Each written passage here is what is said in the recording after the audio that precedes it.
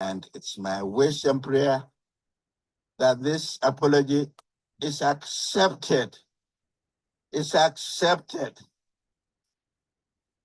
by our brothers and sisters from the diaspora. The Hamitic nation, the so-called Africans, sold us to the so-called white man for guns and liquor, man. And we went into slavery, right?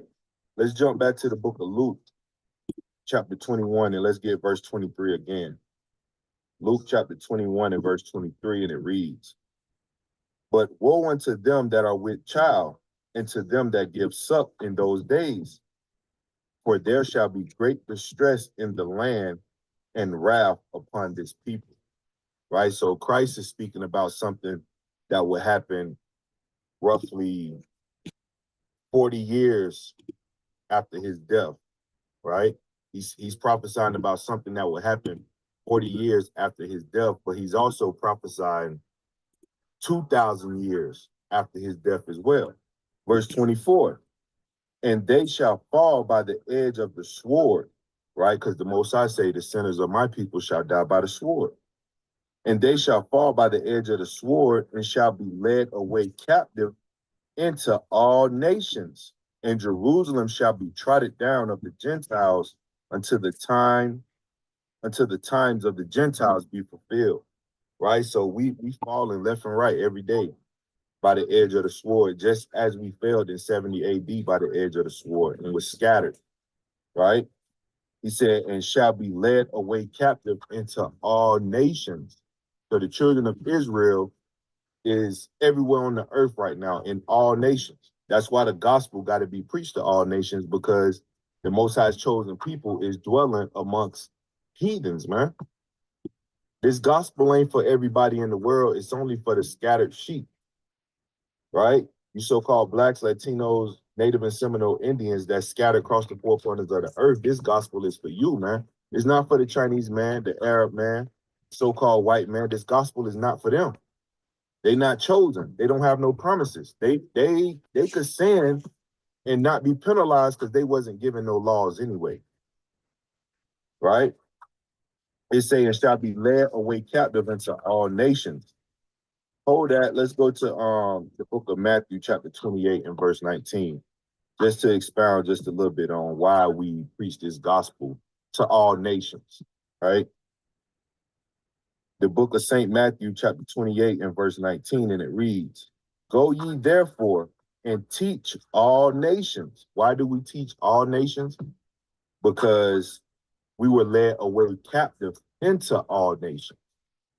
So we preaching this gospel to all nations because the children of Israel is in every nation across the four corners of the earth, man. That don't mean that this gospel is for the whole world. Just because he said go teach all nations, right? "Go ye therefore and teach all nations, baptizing them in the name of the Father Yahweh, and of the Son Yahushua, and of the Holy Spirit, teaching them to observe all things whatsoever I commanded you." And the law, statutes, and commandments you can find in the Torah, right? The first 5 books of the Bible. "And lo, I am always with you, even unto the end of the world," or the end of the age. Amen. Right? So this is a commandment from our Lord. This is why we hit the highways and hedges and go teach this gospel, the real true gospel to our people, man. Right? This is the exact reason why we go to the highways and hedges and deliver the good news to our people, that we are the chosen people, that we got promises, covenants, the glory, the giving of the law, that our enemies, our oppressors is going to be put into captivity and we're going to rule over them if we overcome these temptations and these fiery trials that we go through, right? So going back to Luke chapter 21 and verse 24, and it reads, "And they shall fall by the edge of the sword and shall be led away captive into all nations, and Jerusalem shall be trodden down of the Gentiles." All right, we were in Jerusalem. We was ran out of Jerusalem in 70 AD. So Jerusalem was trodden down by the Gentiles, right? The heathens, the Edomites, today's modern Americans, they trotted down our homeland. But Jerusalem, we are people before we are place, right? So they trotted us down on an individual level, dealing with our oppression and our captivities, they trotted us down as a nation of people as well, right? So that's twofold. And Jerusalem shall be trodden down of the Gentiles, meaning the heathens, those that's not of the bloodline of Abraham, Isaac, and Jacob, right? It say until the times of the Gentiles be fulfilled. So Christ was speaking prophecy back for 70 AD, and he was speaking a prophecy 2,000 years later, because even right now, our homeland over there in Israel, in Jerusalem, is being trodden down by the Gentiles, man. You got imposters, the Amalekites, the fake Jewish rat bastards, right? They imitating us and they trotting down our homeland, right? That area of the world was the promised land to the children of Israel. And what Amalek doing and what Esau doing, they tearing it up, man. Look at the damage from Iran's missile attack in Israel. The Israeli military says it intercepted most of the incoming missiles, but not all. And right now, officials are still considering how to respond. And here's our first look from a U.S. Navy destroyer as some of those missiles were intercepted. Iran claims it targeted Israel with hypersonic missiles that fly up to 10,000 miles an hour. And the Navy released video from the USS Bulkley firing interceptor missiles at those Iranian rockets. Israeli forces are still fighting in southern Lebanon, and they just engaged in the first direct confrontation with militants from Hezbollah.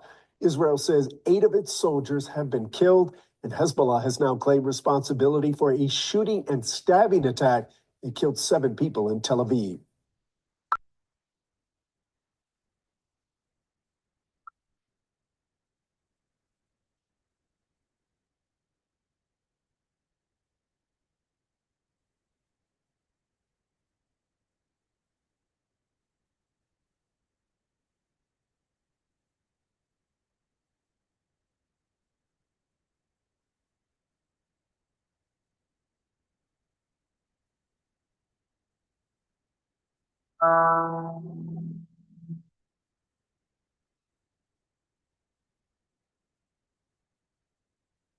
Gaza toe up, Lebanon toe up, all the surrounding areas toe up. They trotting down our homeland, right?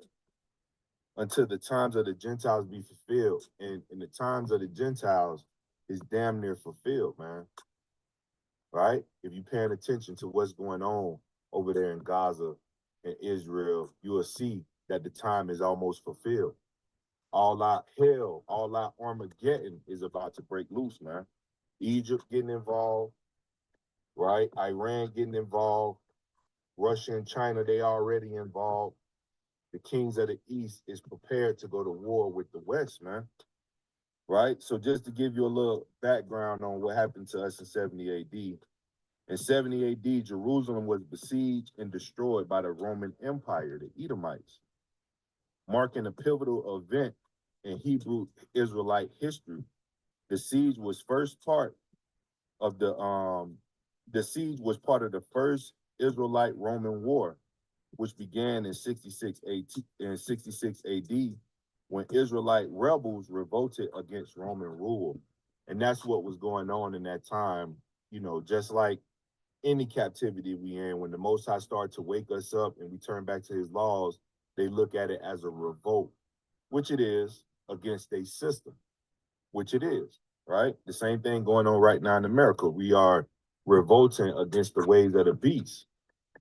So the Roman army, led by General Titus, who would later become emperor, surrounded the city, cutting off supplies and causing widespread starvation after months of intense fighting.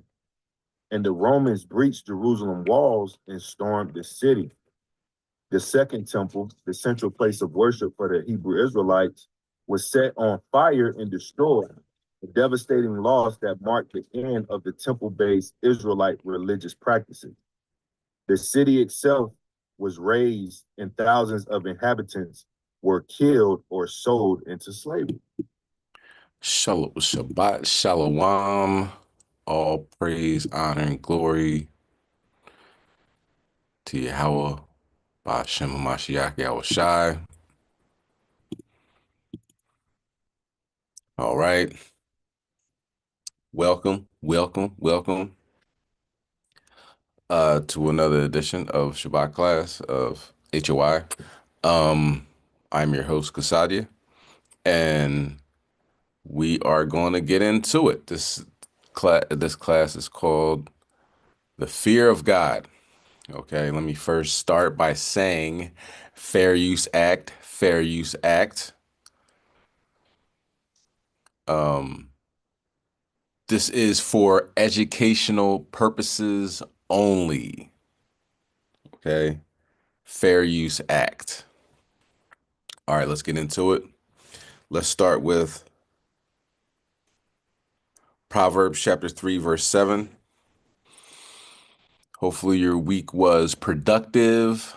In this week, you got closer to the Most High God.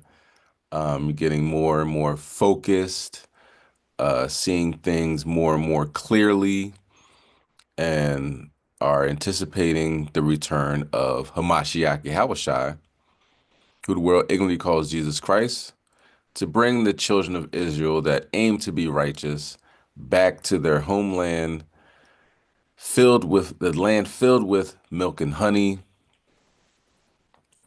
over there in the Middle East. Okay. Israel. All right. So with that in mind, let's begin. Now, before I start this lesson, be advised that this is a very a subject that people don't normally touch on. You know what I'm saying? So that's why I'm going to touch on it.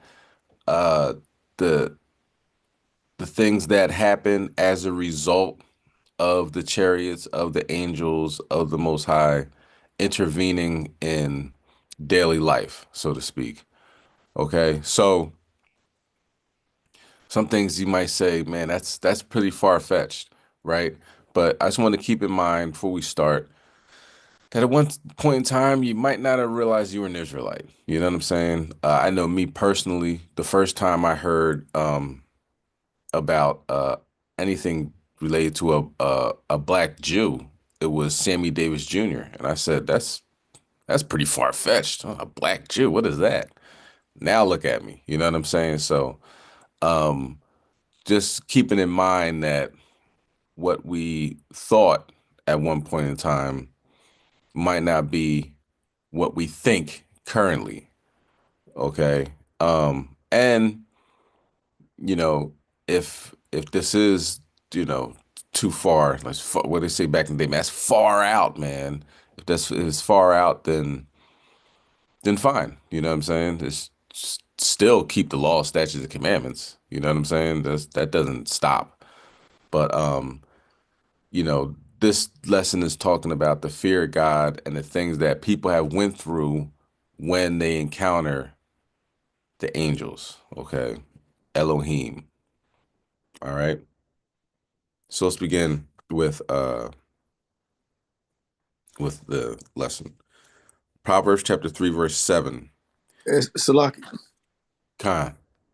Yeah, I'll try to hold down. I'm gonna bear it down for you the best I can. So I got Khan. I know you said I read your text saying that situation. Yeah, but it ain't have nobody. I mean, I said I can do it the best I can. Okay. Yatai, you able?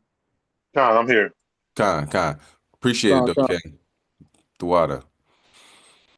Shalom, Yatai, Yabashima. Shalom. Khan. All right. Con. Yeah, Solomon King. Shalom, King.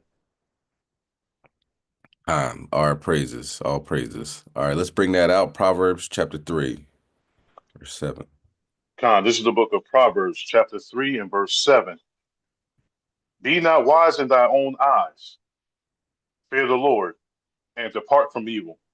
So, we have to, fear God, of course, you know what I'm saying? And don't get too puffed up. You know what I'm saying? We shouldn't be getting too puffed up in these last days. You know what I'm saying?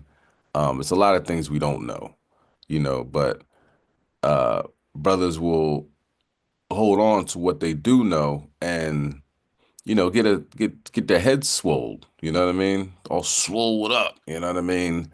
And that's no way to be, you know what I mean? We should be humble and open to learning in these last days. And some of the things we're going to look at today, uh, Esau found out the hard way that God is real, you know?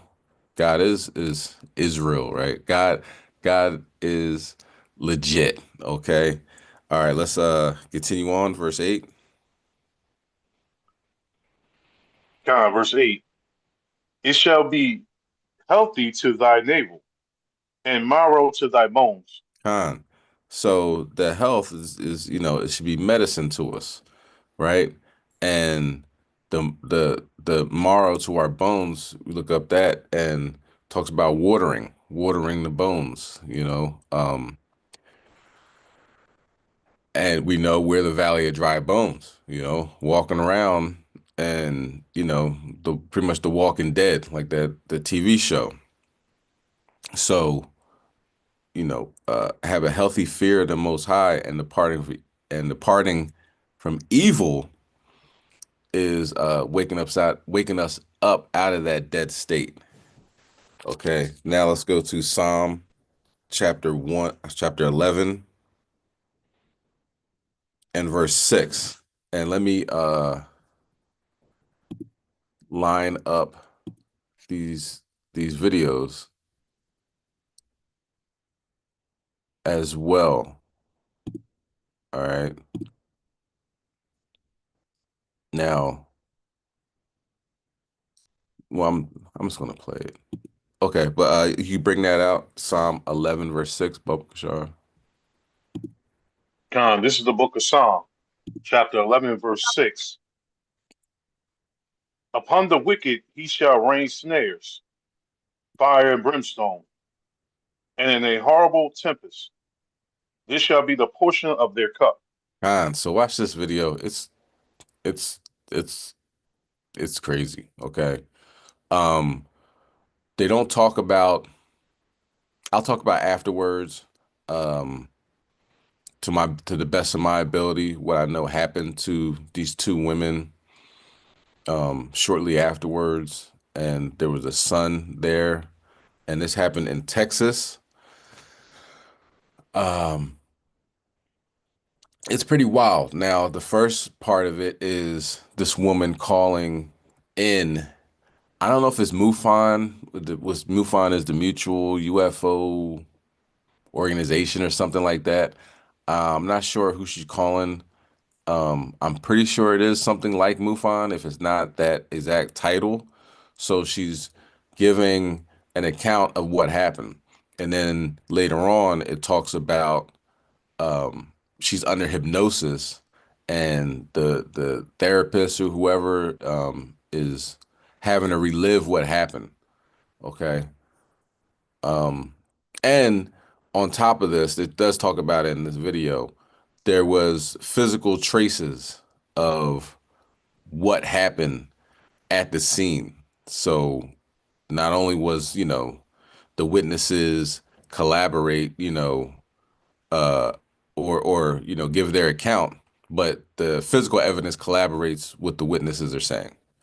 So let's watch.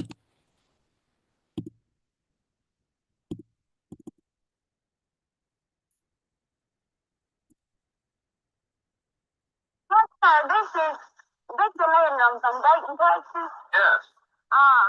A deer come down and it was like fire was coming from it. Right ahead of us, and we had to stop. And we got out of the car, which I didn't stay out but just a minute because I had my little grandson, which I got custody of, and I got back in the car. There's nothing happened to me but my eyes was burned. But the baby cat, it was with me that night, not started coming, and she had a real terrible headache. And so she's been in Blackview Hospital over 2 weeks. I got out and she stayed 2 weeks and I had to put her back. And all of her hair has come out. They can't find out exactly what's wrong with it, they keep saying it could be this. There's a possibility of that. But instead of her getting better, she gets worse. And could it have had anything to do with that thing that we stood and watched? Because we were close enough to it that we felt the fire from it. How close do you feel you were to that? I'd be safe to say it wasn't more than maybe a block and a half from it. Lit up the whole element. And I thought the world was coming to the end. I really did. Told my grandson not to be afraid, that if he saw something come out of it, that it would be Jesus. That's all that way I could explain to him to keep him from going into hysteria. Was this a fairly large object? Yes, sir. Would it be larger than your car? Yes, sir. And did it land on the ground? No, sir. It come down almost to the treetop, and then it went back up and went to the right of it. And we counted 23 helicopters. There might have been more. Coming on 1960 over here, we counted those helicopters up there, so there has to be somebody that knew about it.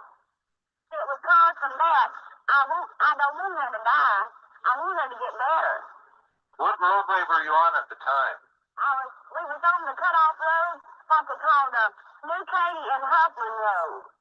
My name's Vicki Landrum, and her name is Betty Cash, and she's in Parkview Hospital. And one of the doctors believed that we might have got some radiation, but it's not possible. We take her blood, and it didn't show up in her blood. But in less than 2 weeks' time, she had lost all her hair, except down around the bottom. And she had hair that you wouldn't believe. And I mean, this is not a hoax. I'm not calling you for a hoax. Call the Parkview Hospital and verify what I'm telling you. I'm not putting you on. I wish somebody would go to the hospital and see that lady. We're going to see if we can't get some help for you, and they'll call ahead of time and make an appointment. I mean, I've been afraid to call, say that somebody would think I was, it's a hoax. But since she had to go back in the hospital for the same thing, and she's not getting any better, I have to have help from somewhere. Don't she's going to die. Okay, we're going to do everything we can to help. Okay, thank you a lot. Thank you. But the government may have been involved in an incident along this East Texas highway in 1980. It was a solid physical thing. It did damage the road out here. It damaged the car they were in. It damaged the 3 people involved. It was followed by multiple helicopters. 3 people saw a diamond-shaped object above the road. About 24 helicopters followed it. The witnesses were Betty Cash and Vicki Landrum, and Landrum's grandson, Colby. If there is UFOs like we're talking about that's smarter than we are, that come in here, the government is going to have to own up to it. This was Betty Cash before the sighting. Then she began to suffer hair loss associated with radiation poisoning. She has since endured a double mastectomy. Vicki Landrum developed sores on her body and other symptoms typical of radiation exposure. We wouldn't have burned ourselves. We wouldn't have pulled our hair out. We wouldn't have pulled our fingernails off. We wouldn't have had sores that when I'd go to the grocery store, people would get in the other eye. The military has denied the presence of helicopters on that night, and a lawsuit filed against the federal government was thrown out.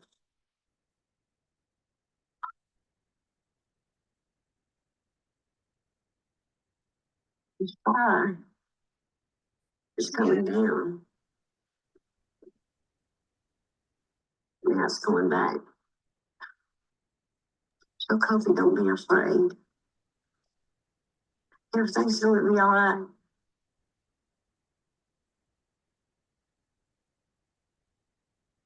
If you look right in the center, see it?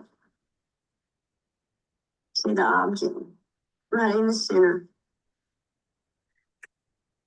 You see a big man, that'll be Jesus. And maybe it won't hurt us. There's no way it'll ever hurt us because he never hurt nobody. And he'll carry us to a much, much better place.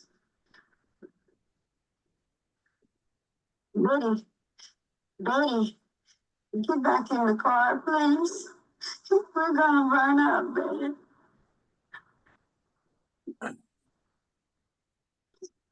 Yeah, baby. It's gonna be all right.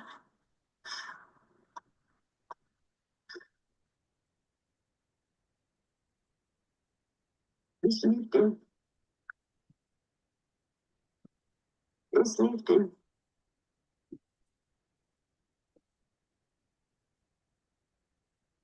Lifting.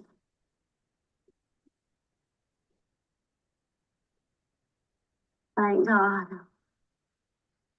Thank God. Yourself going through the experience. Now you're back home.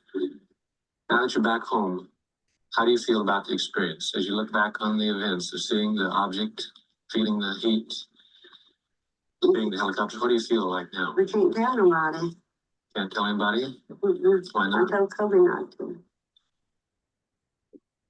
Why not? Because I didn't believe it myself, so why should anybody else? I told Kobe I'd whip him if he told anybody.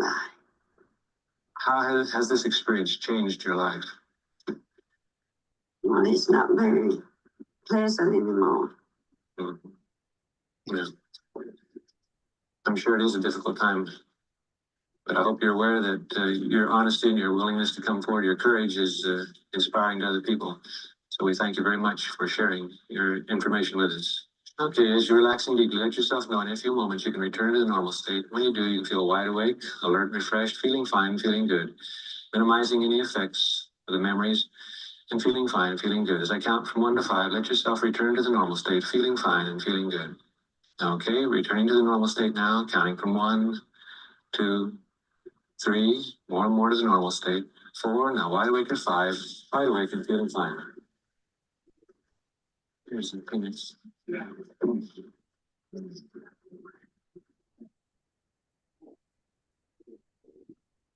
Okay. So, what ended up happening to both of the women, like she was saying, one, her hair is falling out, fingernails falling out. She was in the hospital. The other woman that was talking, her eyes were uh in a tremendous amount of pain, like a welder's, I think it's called like a welder's burn on her eyes. Welders wear the mask and everything like that. Um, both of them end up dying shortly after that. Cancer, like rapid cancer. Like, so both of them were pretty fine until they had that encounter with the chariot. And when they go into great detail, the Kobe, the son, I don't know, son, grandson, not sure, or child, whatever. They told him to get down in the back seat of the car, and the woman that ended up being in the hospital and her hair was falling out, she got out of the car and was looking at the chariot, and the fire was just coming out of the bottom of it, and said it was like an oven, burned like an oven. And when she went to go back in the car, like, because the other woman that was talking right now was saying, get out in the car, get in the car. And when she went to touch the door was so hot, you know what I mean? She couldn't really, she burned herself. So they ended up dying not too long after that. And they tried to sue the government because afterwards they saw about 20 helicopters chasing the chariot, or, following the chariot. And when they talked, try to get into the government, what happened and this, that, and the third, they got stonewalled, nothing happened, you didn't see anything, yada, yada, yada. And they tried to sue the government. Government, of course, when you sue the government threw out the case. Like, nah, it's not gonna work. So the roads buckled. They had to repave that area of highway because it was melted, So we talk about the fear of God, a God that can do something like this, like you said, afterwards, her life isn't pleasant anymore. So, we got to take into account that this is a prequel to what one chariot can do. You know, can you imagine if it was just three people out there, um, a whole city, you know what I mean? A whole 185 Syrians, you know what I mean? This is um, a tremendous amount of power and might that the Heavenly Father has. Let's continue. So this isn't just one aspect. I try to kind of jump around to different parts of this of this reality. You know what I mean? Some people like to get, you know, blinders on and say, you know, well, all you do is really see him in the sky, and well, all they really do is come in your bedroom at night, and all, you know what I mean? So trying to get each one of, you know, each aspect of this reality and the terror associated with that, and why fearing the Most High God um is very necessary. Let's continue. Let's go to Job chapter 18 and verse 14. And keep in mind, some of these videos, I think two, maybe one or two, I'm not sure. Um, it it some of the stories take place in South America, right? So, you know, there's no English spoken, so you're gonna have to read um the subtitles. Just a FYI, you know what I mean? If you're driving right now and listening or whatever, obviously don't read it. It will be on um HOI News YouTube channel. Okay. And also just quick FYI, um when I have a class where I have videos, I'm gonna put it on the HOI News channel strictly because I don't want the other channel to get bodied. You know what I'm saying? There's a lot of information on that channel, and you know, we know how our adversary gets down. You know what I mean? So, trying to avoid that if at all possible. You know what I'm saying? So if I do have a class where there's no videos, then I will be on the HOI class channel. All right. But let's continue. Let's go to Job chapter 18, verse 14. Oh, sure. This is the book of Job, chapter 18 and verse 14. His confidence shall be rooted out of his tabernacle, and it shall bring him to the king of terrors. The king of terrors. So let's get into this. This video is it has a lot of information in it. So let's just go all in, right? Let's just dive in. Okay. And some stuff will be, of course, we say far-fetched, but that don't mean it ain't true. All right. And also, during January 6th, when I was out up speaking, I said, you know, talking to Esau, there's no tall whites. You know what I mean? There's no grays. It's only, you know, people that look like us, right? Doing further research, uh, they can look like whatever they want. You know what I'm saying? Um, to my understanding, it was a Ephraimite that was on a chariot, and he gave an account that um, he said the angel looked, you know, he had dark skin and hair that looked like him and everything, and he picked up one of these what, you know, as far as ET and all Hollywood would consider gray aliens, right? Not just Hollywood, but you know, a lot of accounts of these gray aliens. And he explained to them that these are pretty much like drones. You know what I mean? We send them out pretty much. Now we have drones. If we want to survey an area, we'll have a drone out there, and you know it's unmanned. Nothing can happen. You know, nobody cares about the drone, so to speak. You know what I mean? You know, meaning it's for surveillance purposes. So when you hear on here, gray aliens, it's like, ah, man, that's Hollywood, but that is my understanding at this point in my life about what they are. But let's continue. What I'd like to is show some slides. May I have this? Yes. Just show some slides. This is very, very quick about some of the drawings that have been done, some of the faces. Now, I told you the story about the man whose only recollection was a dread of a certain stretch of highway, one of the major, a dread of a certain place is very common. This is a drawing made by Ted Jacobs, who I also introduced to Whitley Strieber, and he had Ted do the drawing for his cover of his book, it's a pastel. But the man that I had been describing had Ted make the drawings of these figures. That's interesting. Almost everybody, when they finish the drawing or have the drawing done, they look at it and say, it's sort of right, but it's not quite right. It never seems to be exactly on target. It's an odd thing. But that's a typical example. Now, this we'll have to get back a little bit to see together. The drawing on the right was done by Kathy Davis. The one on the left was drawn by a woman from North Carolina who had a UFO experience.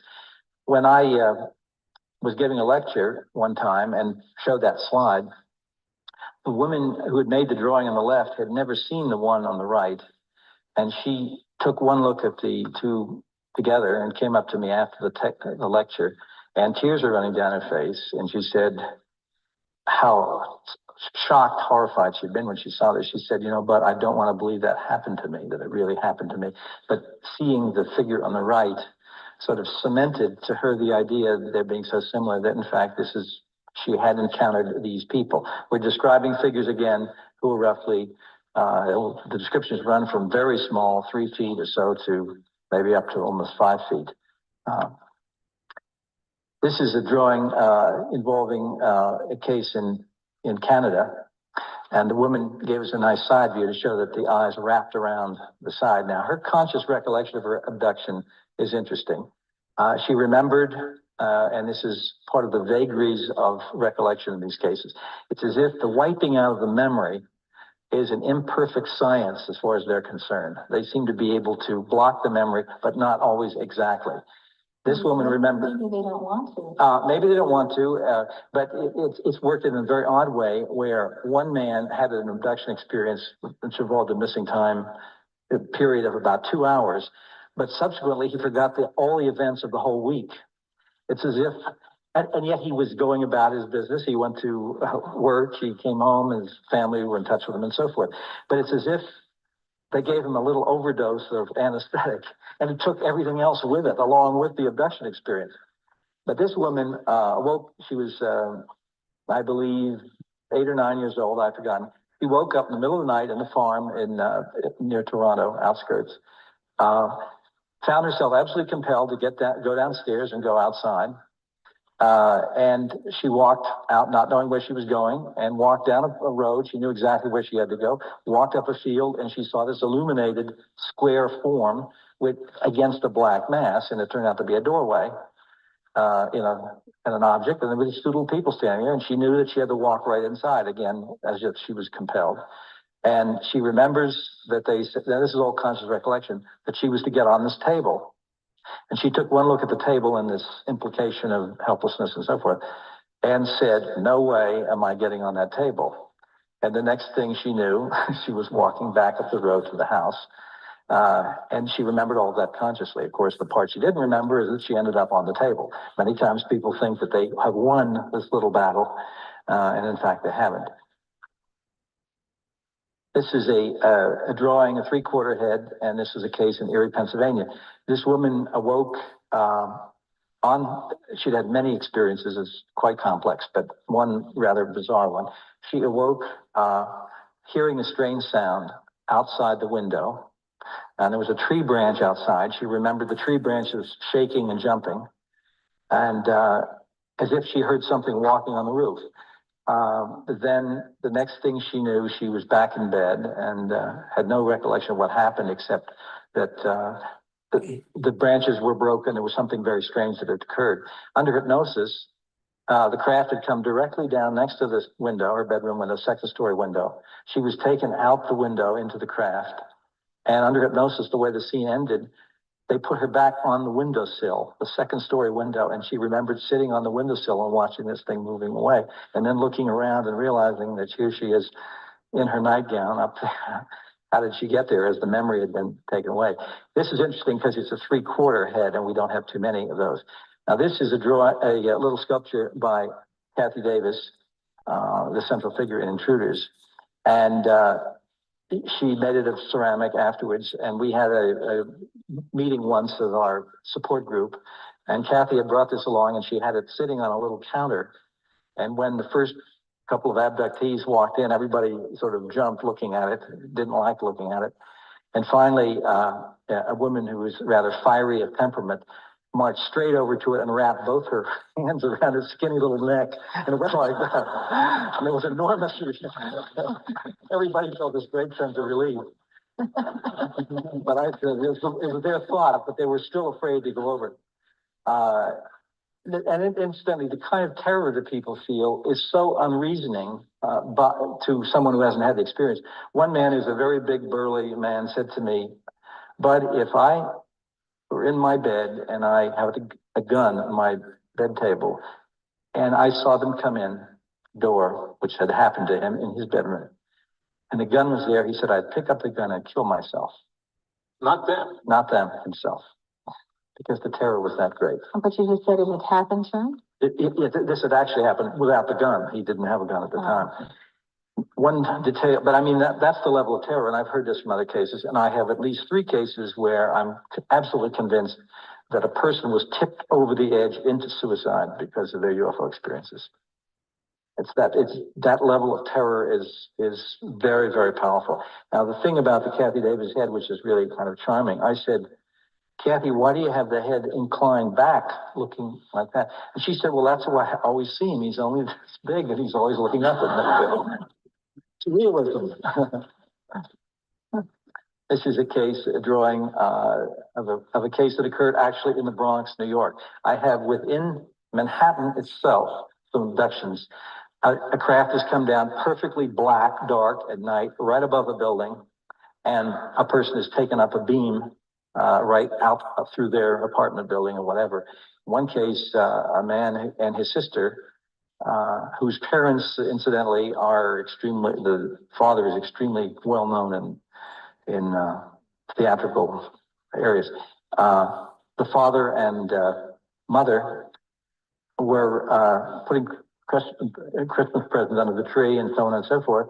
And suddenly, this man, the abductee I was working with his sister, they were a little tiny, perhaps 3 and 5 years old,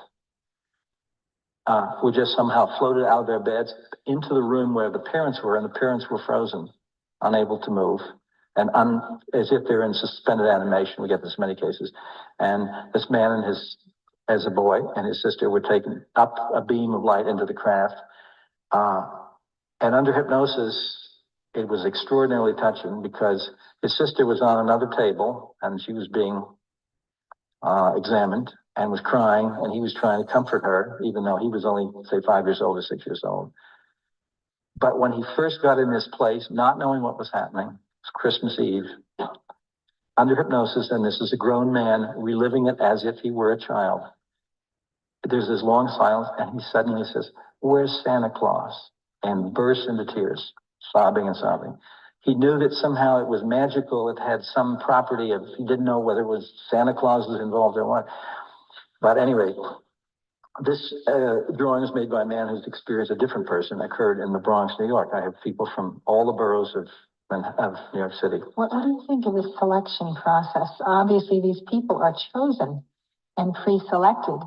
And could they be of descendants of an evolution or even reincarnated individuals who had been with those spacecraft 10,000 years ago, 50,000 years ago? I suppose anything is possible. We have tried to do psychological testing of varying sorts, interviews and so on, to look for any patterns in these people. The patterns that we've gotten psychologically are very similar, according to psychologists, of the sorts of deficits that turn up in tests done with rape victims.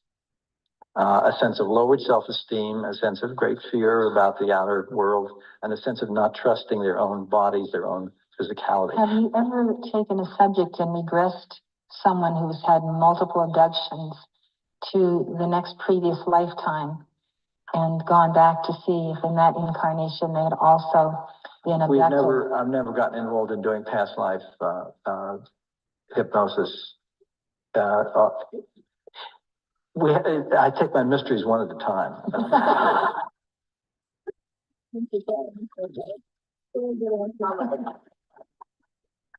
A Canadian abductee, a woman, when asked the question of, why were you chosen? Why is anybody chosen?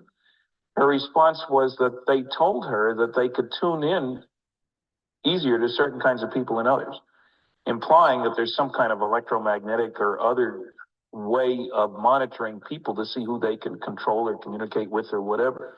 Have you heard that kind of thing? It's from the same woman you talked about before, but I would not believe anything I hear from an alien any more than I would believe anything I hear from Ed Meese. I'm not saying it's true. I'm saying there's a certain degree of sense in the notion that when you scan, if you find somebody you can tune in on easier, that makes the job easier. But why can you tune in? Is it a genetic tie? What's the link? See, It's got to be a link. the big thing is that we're dealing with people who are being tracked because of their genetic position. In other words, that they are the daughter or son of somebody who has already been abducted. So we're going across generations. It doesn't seem to be random that way. I mean, they definitely seem to lock on to people who are in a certain bloodline, which connects it with a physical thing more than, let's say, a psychological or spiritual thing, although that may be involved. But certainly the physical thing seems to be very central to it. Now, earlier, as a matter of fact, Linda said something about locations. At certain times, things happen in a certain area. It also works completely the other way around, too. That I have one abductee who I've been working with, a young woman who was abducted in Ohio, where she was born as a little child, several times. She went to Spain and was abducted in Spain. And she also was in South America, in Argentina, was abducted there. So it didn't make a difference of where she went. She was being tracked. This slide we have here is from a drawing made by a woman who was shown evidently at the nursery where these little fetuses are developed. The figure at the left was her idea of the more adult figure, and the little fetus in the foreground, fetus-like thing. She later said that the body is too small in proportion to the head. But these are rather ugly and rather terrifying, to put it mildly, and the little tank is the object at which the thing was floated. Now, one of the details I kept out of my book are descriptions of the nursery where these little babies are developed, which are very similar, and I have in a number of cases, and so we've had people fill in. Incidentally, one thing about the drawings, a man who contacted me a while ago, he did not know I'd written a book or anything about this, remembered everything consciously without hypnosis, and this is many of these cases. He came to my studio, and finally, when I won his confidence, and he began telling me things that had happened to him, he said, "Bud, they put something up my nose, made my nose bleed." And he said, "I was only 5 years old." He said, "I remember them sticking." He said, "Have you ever heard of that?" And I said, "Well, maybe 50 or 60, 70, 80 times." He was stunned to find out that, at any rate, I had him make a drawing of the figure that he recalled, having been in the craft. He sat down very carefully making this drawing. And when he finished it, it was so much like the others. I opened my book, Intruders, which he did not know about. And he came up with many details in this account that had not been printed in Intruders. And I had absolutely no reason to doubt him. I showed him the book, showed him these pictures. I just slid it over to him on the table. He took one look, his eyes hit those pictures, and he jumped like that, and then burst into tears. And this is a man, I would say, in his middle 30s, married, very substantial businessman, but he sobbed and sobbed. It was such a horrifying shock. He said, "Where did you get those pictures?" And I said, "I got them the same way I got your picture." And I apologized for showing it to him so quickly. But he showed me a scar on his leg. He remembered them cutting his leg when he was a little boy. And he said, have you ever heard of anything like that? And I said, yes, I have. These are two scars on the calf, the front of the calf of Kathy Davis. Now, these are what we call the scoop marks. They're little round, they're smaller than your little fingernail, and they're distinct depressions as if a little, almost like ice cream scoop tool was used to remove layers of cells. They were done at two different times. I'll show you a close-up of what they look like. Doctors have been extremely interested in these because one doctor asked her if she'd ever had a bone marrow sample taken or couldn't figure out what would cause this little depression. Now, this is the leg of her mother. Talk about the generations. This is a close-up in another light of the mark on her mother's leg, the scoop mark here. Two generations of the same family. This is a little harder to see. I hope everybody, please zoom in a little bit. There's a straight line cut to one side and the scoop mark down at the end of it. This occurred, just to show you the distribution of this, on the leg of a woman who is now about 32 years old, and this occurred when she was about 4, living in France. This is a French abduction. Same exact thing happening. This is a close-up of a scoop mark on the back of a man who was abducted from Brooklyn. This man's mother is an American and black, and his father is from Pakistan. And there seem to have been other experiences, abductions in that family. It's not yet been thoroughly explored.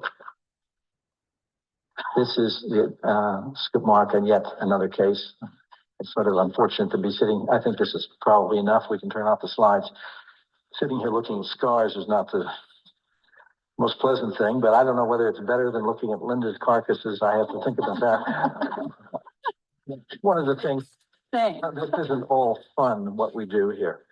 I'd like to comment on the terror that you are describing.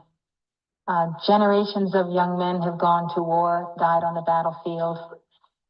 People pass on heroically from terminal diseases or traumatic things. And death is not so great a terror as you have described. And therefore, what terror could be greater to the human psyche than death? One man told me, one man said the following thing. This is a chemist who's abducted. He said, Bud, he went up some kind of a beam right out of his car and was brought down into this room from the top of the room. This is very unusual. Usually it's through the floor. And as he's being lowered down, he said, standing on this floor, looking up, are these little gray figures, more or less identical, just looking up at him dispassionately. There was a table. It's very clear he's headed for the table. And he said, Bud, I didn't know what or who they were looking at me. I had no idea what they were. There was no emotion, no way to read it. They weren't standing there with, like they're about to attack him and do something where you might actually get some kind of adrenaline going and fight back. They're just dispassionate, just staring. He said, I didn't know where I was, what this room was, that I was just now being transported into it. And he said, and my body didn't work. I couldn't even get an arm up to my face. And he said, every single familiar thing had been taken away from me. My surroundings, my fellow man, my ability to move my arm, every single familiar thing was gone. And he said, when every familiar thing is gone, an absolutely bottomless terror. Because there's nothing to relate it to. Another man told me in another case, he said, but I had two things happen to me terrible last year. He said, my father died after a long illness, and he said, I had a major setback in my career. And these were both very disturbing. But he said, I was kind of prepared for them. You sort of understand that it's going to happen and so forth. And he said, I could take them. But this experience, an abduction, he said, there was nothing in the world to prepare me for. I had no idea from moment to moment what was going to happen next. He said, with a mugger, if a guy has a gun on you and you're fishing for your wallet and trying not to look him in the eye so to avoid that, you can at least, you hear the cars going by, you hope somebody might show up, and you know that if the mugger runs away in 2 minutes without having shot you, you're probably all right. You know certain things. He said, I had nothing to go on, not a single solitary thing. And that sense of unknown, that sense of profound terror, is just beyond the pale.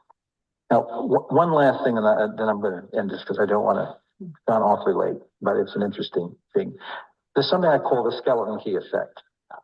And that is that when a person realizes that he or she has had these experiences, that knowledge unlocks a lot of strange behavior in that person's life that the person herself has never really understood. Why I have had such and such a peculiar terror about something or other, a certain place or certain phobias or certain kinds of behavior. One man I was talking to about this the other day, and somebody said they didn't like to be touched in a certain place, actually the region of the navel, because there had been these needles inserted in the abdomen. And he said, isn't that funny? He said, the one thing I can't ever stand is somebody to touch me lightly like this. He said, that I just totally fall apart. He said, I want a real touch, but this just drives me nuts. And of course, he's remembering these little hands, these little strange fingers that are moving. There's a man who is a police officer, and he told me that he had had this phobia about being terrified of spiders. He said, black widow spiders, he said, I've hated them and I've been afraid of them. And he said, that's my only phobia. And I said, well, a lot of people have phobias like that. And he said, well, I remember how this started. And I just asked him about phobias without necessarily connecting with UFOs. And I said, a lot of people have spider phobias. And he said, well, mine started when I was 5 years old. I was sleeping in my little bed right next to the window. I remember I woke up in the middle of the night, and right in the corner of the window was the spider's nest with a couple of black widow spiders in it. And he said, I was so scared, and I pulled the blanket over my head, and he said, I just huddled there. And in the morning, I just screamed for my mother, and I asked her to take away the spider's nest. And she said, there's nothing there in the window. And he said, there was nothing there. I couldn't figure it out. And he said, my mother explained that black widow spiders don't build nests in a sunlit area like a window. They go under porches and back under things. And he said, from that moment on, developed this terrible fear of black widow spiders, and I would go out looking for them. I could hear her in my ear. To kill them. He said, I was scared of them, but I wanted to kill them. And I would get stones, and I would go back under I could hear her in my ear. and places, and I would find them, and I would smash them. And he said, this went on for years. He said, this is a guy who's had been involved in gun battles. He said, still to think of them scares me, and I hate them. And I said, I don't understand this thing about this white nest, spider's nest. I'm thinking a great big open web, He said, it was just one of those white spider's nests. And I'm thinking, I just don't know enough about spiders, I guess. I didn't understand. He said, it was right in the corner of the window. And I said, well, how many black widow spiders were in it? And he said, 2. He said, they were very shiny and black. He said, they were just like this. Oh. And when he went like that, he looked at his hands, and he did that. He just, it just hit him extremely powerfully. It's a man who was lifted up in a light beam as a little boy into a UFO abduction experience, a typical story. And he said, now as he explored this and got into it and other things, he said he remembered something that was extraordinarily upsetting to him when he was a little boy, sad to him, not upsetting. He said the Venetian blinds were at a slant, and this beautiful light beam, sunbeam, was coming through the Venetian blinds. And he had a little toy soldier, and he was quite small. This is right after this experience. He picked up the little toy soldier, held it in the light beam, and let go, and the thing fell to the floor. He couldn't figure it out. He was very upset. He picked it up and held it in the sunbeam 2 or 3 times, let go, and each time, of course, it fell to the floor. And he went in crying to his mother that the beam wasn't holding the soldier. I couldn't understand why that would be. She had no idea why it should hold his soldier. He of course knew.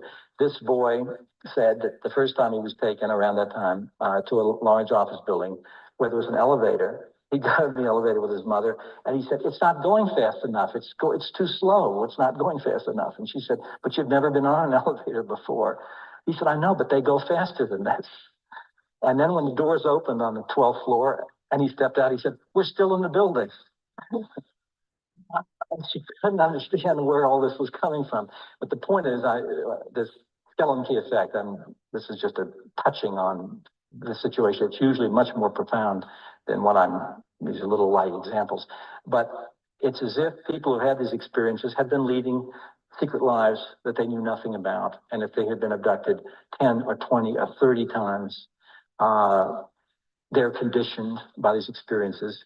We are working on ways in which they can begin to regain a sense of their own power, to regain the illusion of control or something. Is very, very difficult, but the problem must be addressed. And in the meantime, I'm in a position of working with people just to get them through the trauma and try to explore what's happened. And as I said earlier, my sense of myself is that I've been so busy in the emergency room running around with the Band-Aids and the tourniquets that I haven't had a chance to approach the public health issues that we really have to address to see what can be done. But it is a central problem right now. The abduction situation may involve hundreds and hundreds of thousands of people, maybe larger numbers than that.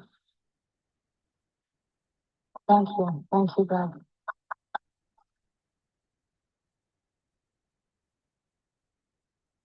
All right. So as you can see, people, it's another aspect to this, so a few things to unpack there.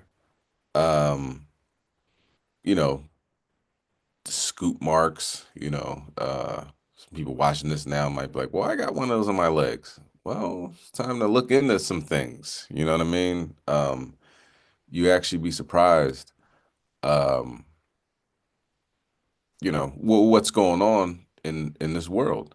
For instance, we have the drones that were all over New Jersey and then England, Germany, Philadelphia, Maine, just pretty much all over, right? And then the El Presidente comes out on, one of his first press secretary releases and like, oh, we found out what the drones were. He said, day one, I'm gonna let you know what these drones are. They changed the times in people's cars. The FBI that was investigating them, they ended up being over the houses of the FBI. What's the word? FBI agents' house. They will change from a ball of light into a drone and probably back into the ball of light. I don't know if it changed back, but I remember it was a ball of light changed into a drone. They couldn't find out where they were going. They went over to the Atlantic Ocean and they couldn't track them. You know what I mean? They found Saddam Hussein in a hole 50 feet underground, but they couldn't find these SUV sized drones going over the ocean. They couldn't have they didn't have a heat signature. They weren't letting off any frequencies. What else? It was, the size of an SUV is sitting in the sky for over 6 hours, and and then he comes out and says, oh yeah, the FAA knew about these drones. They're the FAA approved. They're doing research or something like that. But then, if you have any type of memory or YouTube, because stuff was, they talked about this. They had a open hearing, and the head of the FBI or the mouthpiece, FBI, head of the FAA. I don't know if it's the head or the mouthpiece of the FAA says we have no idea what these are. They have nothing to do with us. And then in between that, El Presidente press release says the FAA authorized these drones, they're hobbies drones, and they're doing research or something like that, right? And then, which didn't make any type of splash in the news, they had another open hearing, And the person in the FAA was saying adamantly, no, I have no idea what these are. Like, don't put them in my lap. You know what I'm saying? Like, what are you thinking? He didn't say it like that because obviously he probably get fired from the president, and he might even get fired now. But he's like, we have no idea what these are, right? So the thing about it is maybe President Trump wanted to say exactly what they are. But as you can watch with Bud Hopkins and what we just seen, you can't tell these people this stuff's going on. They'll lose their mind. They won't go to work. They won't pay taxes. They'll just sit in the dark basement for the rest of their life, shaking in a corner. You know what I mean? Because it's scarier than you can imagine. So they had to give that little, that curveball, and he's going to continue to talk about other things that deflect from the reality of what's going on. Okay, let's continue. Let's go to Genesis chapter 1 and verse 26. Now, as we saw previously, the people were making drawings and paintings of Slakia. Drawings and paintings of little 3 foot, what they call grays, right? And I talked to you, before the video started about how um an Ephraimite had a experience, and he was told that they were like the drones. We manufacture them for the most part. So let's get this video that I'm gonna put on after we read this regarding what he saw. And his name's like Norman Slocky. I can't think of his name right now, but he made a book called The Ringmakers of Saturn. And if you look up on Amazon or whatever, it's hard to get that book. It's very expensive a lot of times. So it's one of those things, once you start realizing that, you know, um, a book that they want you to read, like propaganda, they almost give away for free. You know what I'm saying? At $5, $3, whatever. But the ones that they don't want you to read are astronomical. It's this one book I want to get. I can't think what it's called, but it has to do with, let me see if I can find it. Has to do with lynchings that happen in the United States, right? And it has pictures and what happened. Um, okay, it's called Without Sanctuary. And I just bring that up because it's a book. I'm like, oh, I want to read that. A hardcover of this book costs $150, right? And let me see if I can get it.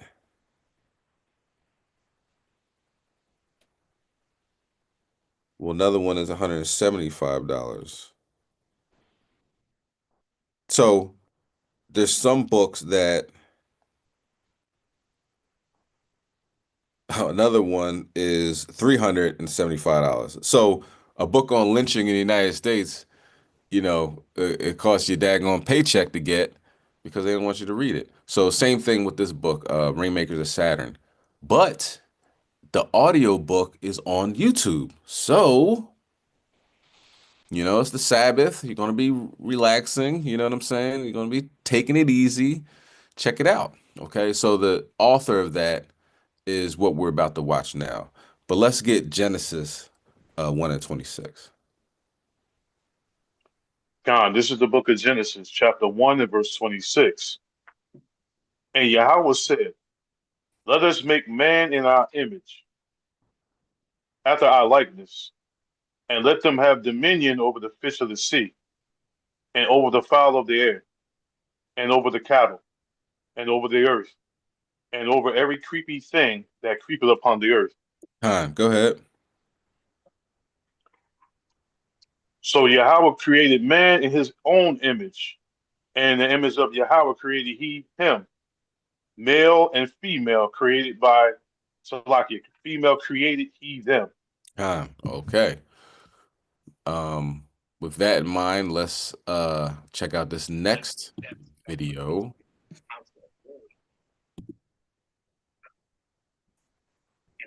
Sure you got your phone on mute, y'all. Phone on mute. All right, let's watch this next video of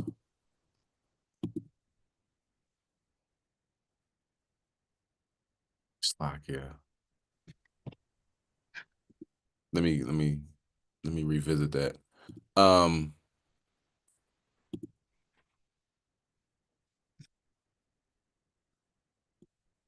What I like to is show. Slovakia. Okay, here we go. Here we go.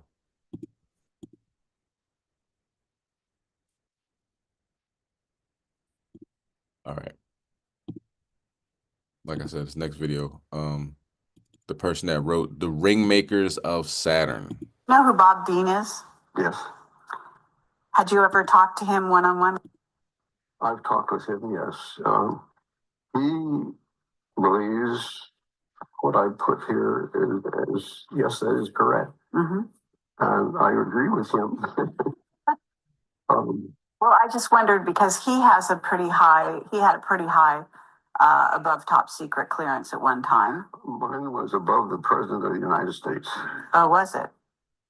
Okay. And so were you working in an underground base up here at that time? No, it was just a place that you would know how to get to. Really? I wouldn't know how to get to. It's, you stumbled around enough, you could find it, but it wasn't all that big a deal. I can tell things, when I mean things, the conditions are getting critical. And I find that some scientists also think that. And so I think when I do publish, that group anyway will agree with me wholeheartedly. On your conclusions. When you say things are getting critical, are you talking about something to do with the vehicles that are in the rings of Saturn? Yes, yeah. Really? Yeah. You see, it's sort of simple. On the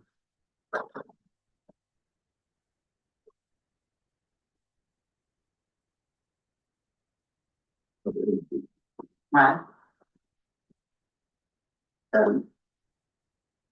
Okay. And this is the ring, right? This is the ring. That ends up being ring. Yeah. It's And they're- hot plasma. Oh, really? Okay. So, and what your theory is they're manufacturing it. Is that correct? It comes. That's the exhaust from this thing. From the craft? Yes. Is it because, are they stationary or are they moving the craft? They're probably moving. So do you think when you say things are getting critical, are you Okay, saying? now, just take that picture and say that's the exhaust. Just like you have an airplane with an exhaust. Mhm. It's in your atmosphere. And it can move a lot of energy, to images. We were taken by the Hubble telescope, post Saturn, this last year, 2012. Okay. That shows objects under the rings and one just right to the edge. Like they said they were. Mm-hmm. Okay. Is that Cassini? Did the photographs come from Cassini? The last ones, no, the ones I told you about that shows those. Right. Those are Hubble's. Those are from Hubble. Yeah. But am I wrong? They closed down Hubble, right? Well, yeah. Or that's the official story, right? wherever they closed it down, is 2012 before they show you the picture. It's 2012 before they show you the picture. What do you mean by that? And I was able to tell that before 1985. Yes, so you were way ahead of everyone. Way ahead. Yeah. And that is too long to tolerate that kind of science. Mhm. It's just too long. Now, I have 3 reports, I guess, on the environment, let's say, in UNESCO, but they're yay thick. All 3 of them weigh 18 pounds, or about 6 pounds. And they have to vote on what they think goes on. That is not science. They have to That's vote. politics. Okay, yeah, That's not you're right. science. That's absolutely. But if they sell it to you as it's science, it is not science. Okay? Mhm. And that is the hump that you can help get us over. Okay. And those things are real. Okay, but if there are craft, there are beings. Okay, people were asking me about, I call them vehicles, okay? Right. Now, I did not call them objects. That was too neuter for me. Okay. I had a Stanford professor said, they call them objects. No, they have all the qualities of a vehicle. They can move, they're just like a missile or anything like that. So that much we can say about them, for sure. Okay. So I'm calling them in. Okay. Okay, somebody comes along and says, well, now where would you manufacture one that's 2.5 Earth lengths long? And that's a hard question to answer. However, if you think of it in terms of its living entity, it's just another kind of thing that we not very much. And it can grow and grow and grow and grow. Okay, So an EMV and it's self-handling. uh-huh. So are you not positing the idea that those vehicles contain, beings who are, maybe like us? Yeah, I only go along with government images. And if you want to know about people kind of thing, there is the ship that picked up the Voyager capsule at Alameda Naval Shipyard, and they have a picture there of I think it's the Apollo flight with the bugs and Neil were on. But anyway, there is one image there that shows black people getting off. So people with dark skin getting off. Not dark, black. Black skin. Really black. Yeah. Were they tall? Yes. Very tall? Yeah. How tall? Well, they got out the doorway. I don't know how high that is, but well, what? Say 7 feet would be probably a conservative estimate. Have you heard about Clark McClellan's statement about that? No. Oh, you haven't? No. Have you ever been in touch with him?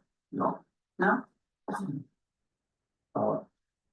I am trying to stay independent and not be affected by others' opinions. Mm-hmm. I would rather have what I present clash with somebody else and see who wins. Okay. And settle it that way, Hmm. rather than make a shouting match over it. Sure. I learned in games that the longer you shouted, the more probable it was that you would get your way. And I don't want to go through that routine. Okay, well, good for you. Agora, pela primeira vez. Okay. So I looked up how much his book costs now, and let me get his name. It's Norman something.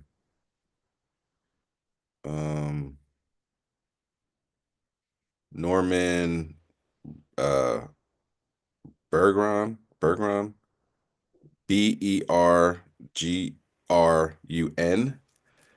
and his book is called The Ringmakers of Saturn. It's $50 now, which is a lot cheaper than I remember it being. You know what I mean? Of course, don't buy it today. It's the Sabbath, you know what I mean? Depending on when you're watching this video. But you know, you could actually listen to the audiobook on YouTube. You gotta probably look for it though. You type in Ringmakers of Saturn, you gotta keep scrolling to find the audiobook. They don't make it easy, you know what I'm saying? That's very odd if you think about it. But yeah, that's the not dark black. And you know, you can see his the way his body language changes. You know, he goes from sitting up and everything and leans back, and then he puts his hand around his mouth. We talked about this before on a previous class, but I definitely wanted to bring that out because it it kind of uh gives a different aspect of these little gray aliens and all that um situation. Let's continue, okay? Let's get Ecclesiasticus chapter 16 and verse 17. Now,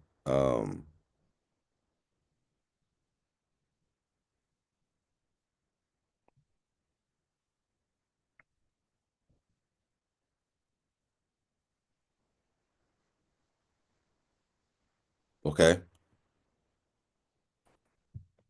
con. Um,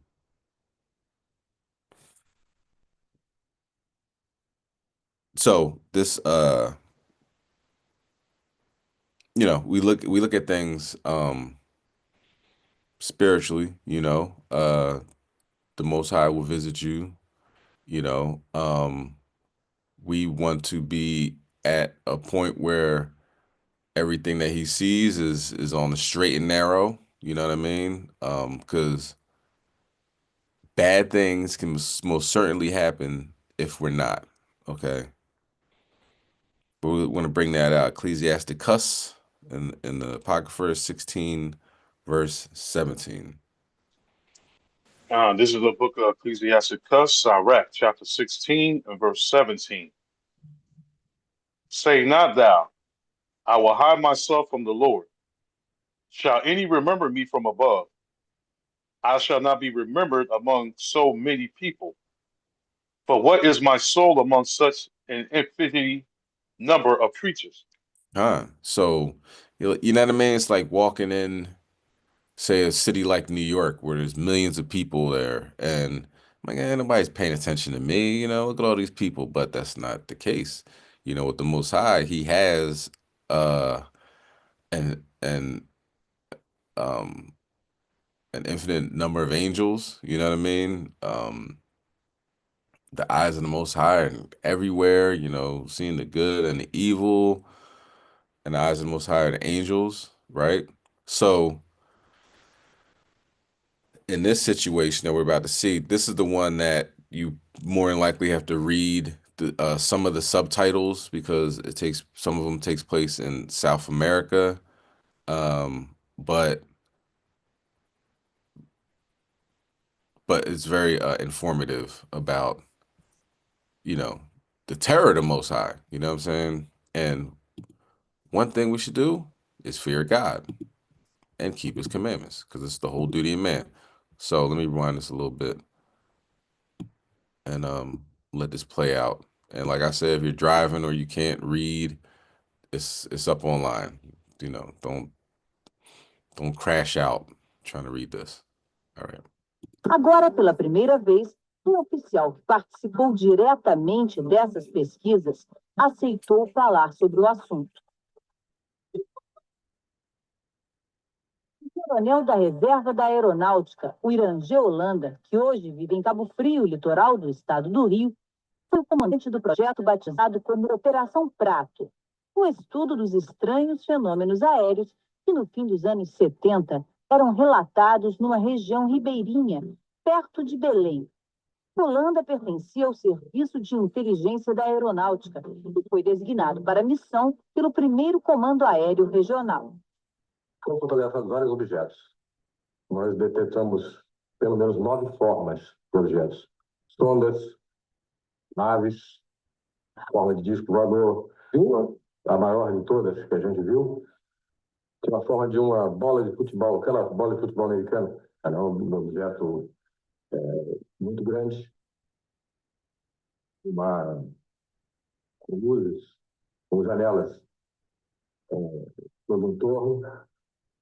De uma hora ficou próximo de nós, a cerca de 70 metros, tá?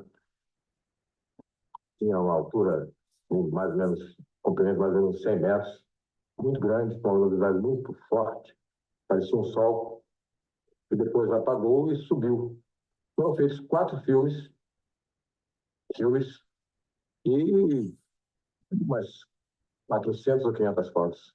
Esse material ficou de posse da Força Aérea, os filmes e as fotografias ficou de posse da Força Aérea, foram encaminhados ao comando da Força Aérea em Brasília e devem estar guardados no Estado-Maior pelo Serviço de Inteligência da Força Aérea. A Força Aérea trata o assunto OVNI com seriedade. A aeronáutica não divulga os resultados de suas investigações sobre objetos aéreos não identificados. A Operação Prato ela durou de setembro a dezembro de 77. Perguntei ao Holanda, eu digo, Holanda, você acha que foi o quê que interrompeu a missão?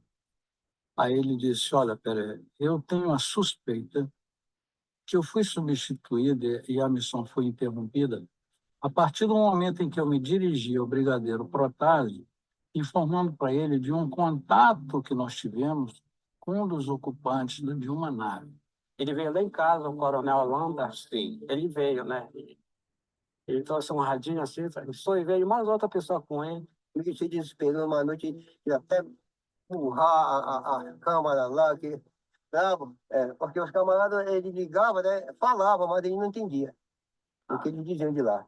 Eu falo 7 idiomas, parece que ele falou para mim, e nenhum desses eu entendo. Operation Plato, which means saucer, as in flying saucer, was closed down by the Brazilian military command in December 1977.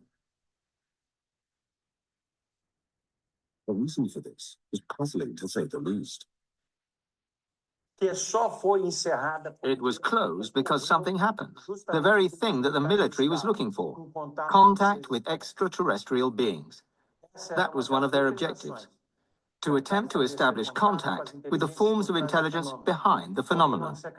They didn't think it could happen. When it happened, to put it simply, when there was direct contact between an official of the Brazilian Air Force and the extraterrestrial beings, which happened around mid-December 1977, the Brazilian Air Force simply understood that it might lose control of the situation, and as a consequence, it closed down Operation Plato for good. If first received confirmation of these extraordinary events from Colonel Uranga Holanda, the mission's commander. Colonel Holanda mysteriously took his own life sometime later. The incredible results achieved by this military operation pushed the ufologists to attempt to persuade the government to release the documentation it had produced.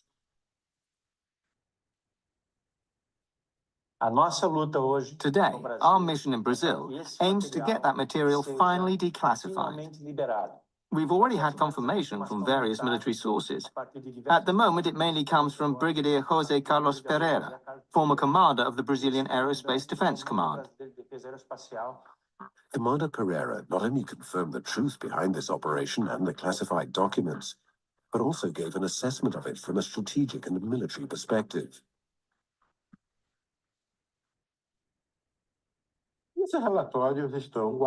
The reports are kept in the archive and classified as secret. Now, if I were to say, during Operation Plato, there was this or that contact, I'd be violating the secrecy imposed by law on my country.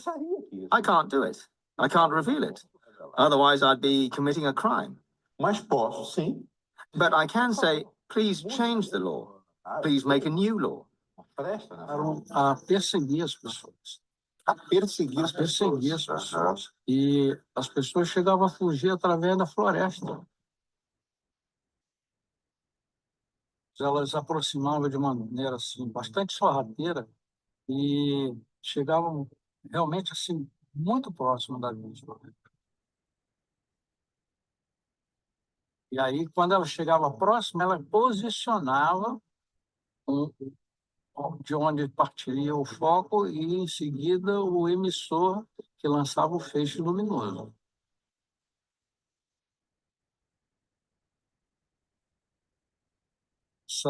Essas luzes causavam pânico, causavam terror, medo. E um dos fatores que mais causava medo era justamente o fato dela não causar nenhum tipo de som, ela não produzia nenhum som. Assim, para o telhado e veio aquela, tipo uma lâmpada assim, acesa, direto na minha coxa. Era um misterioso mesmo. Vinha às vezes baixo, jogando aqueles focos, né? Quando o povo gritava, aquilo passava rápido. E a gente não dormia à noite. A gente passava a noite andando. Eu vi uma vez só. Ele aparecia assim redondo. Aí era 1 hora quando eu vinha do hospital. Aí eu vi aquilo, assim, rolando, né? Lá por cima. Eu fiquei olhando assim, de vez em quando aquilo acendia. Ele aparecia todo dia, saía aqui de trás do farol, aparecia no campo do Luzia. A luz misteriosa, a gente levantava 4 horas da manhã, olhava, a luz vinha. O ruim é que ninguém podia dormir. Ele só atacava à noite. Fazia fogueira, a noite toda ficava na rua, todo mundo tinha medo. Ninguém podia se separar, Deus me livre, não ficava sozinha nem a pau. E acendia o foguete, pistola, tudo para afugentar aquilo. Eles faziam batucada pela rua a noite toda. Não era só eu que via, era quase todo. Estou dizendo que o povo ia para a rua. Pois assim que eu via, ela parece uma bola de fogo. Né? Aí dentro daquele túnel de luz, aquilo veio descendo assim uma agulha, tipo agulha de soro, aquele objeto metálico. Veio descendo lentamente, veio. Quando estava próximo de mim, eu consegui me despertar e gritar. Eles viam uma claridade, assim, um foco, parece assim de lanterna, quando aquele foco desceu assim pelo telhado. Aí, quando chegou nele, ele apagou. Quando ele olhou, havia aquela luz, aqueles fogos, jogando aqueles fogos em cima da canoa dele. Ele falou para o rapaz, disse, olha, cuidado, tem um navio aqui que vem nos bater. Aí depois o rapaz olhou e disse, não é navio, não, é o aparelho. Eu era auxiliar de enfermagem. A gente, quando o bicho atacava, eles corriam lá para o hospital, né? E já vinha assim, quase morto. A pessoa ficava adormecida.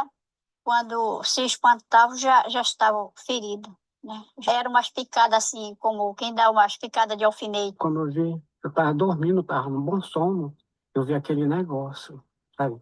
Aquele negócio veio assim, me aquecendo, sabe? Aquecendo, assim, desse lado aqui do meu pescoço, né? Veio me aquecendo. Só sabe como a gente pega num fio de eletricidade e dá aquele choque? Aquilo ali me deram umas 3 sugadas desse lado, assim. E aquilo rápido, sabe? Eu comecei a fazer movimento, né? Movimento na rede pedindo socorro. Dormia debaixo de um balcão, com medo, né? O medo, o pânico foi imenso aqui na cidade. Já era de madrugada. Aí eu fiquei com o braço assim, esquisito assim, e fechei meu olho. Aí eu fechei, quando eu fechei meu olho, mas não estava dormindo, aquela zoada, aquela zoadinha assim estranha, né? Eu queria abrir o olho e eu não podia.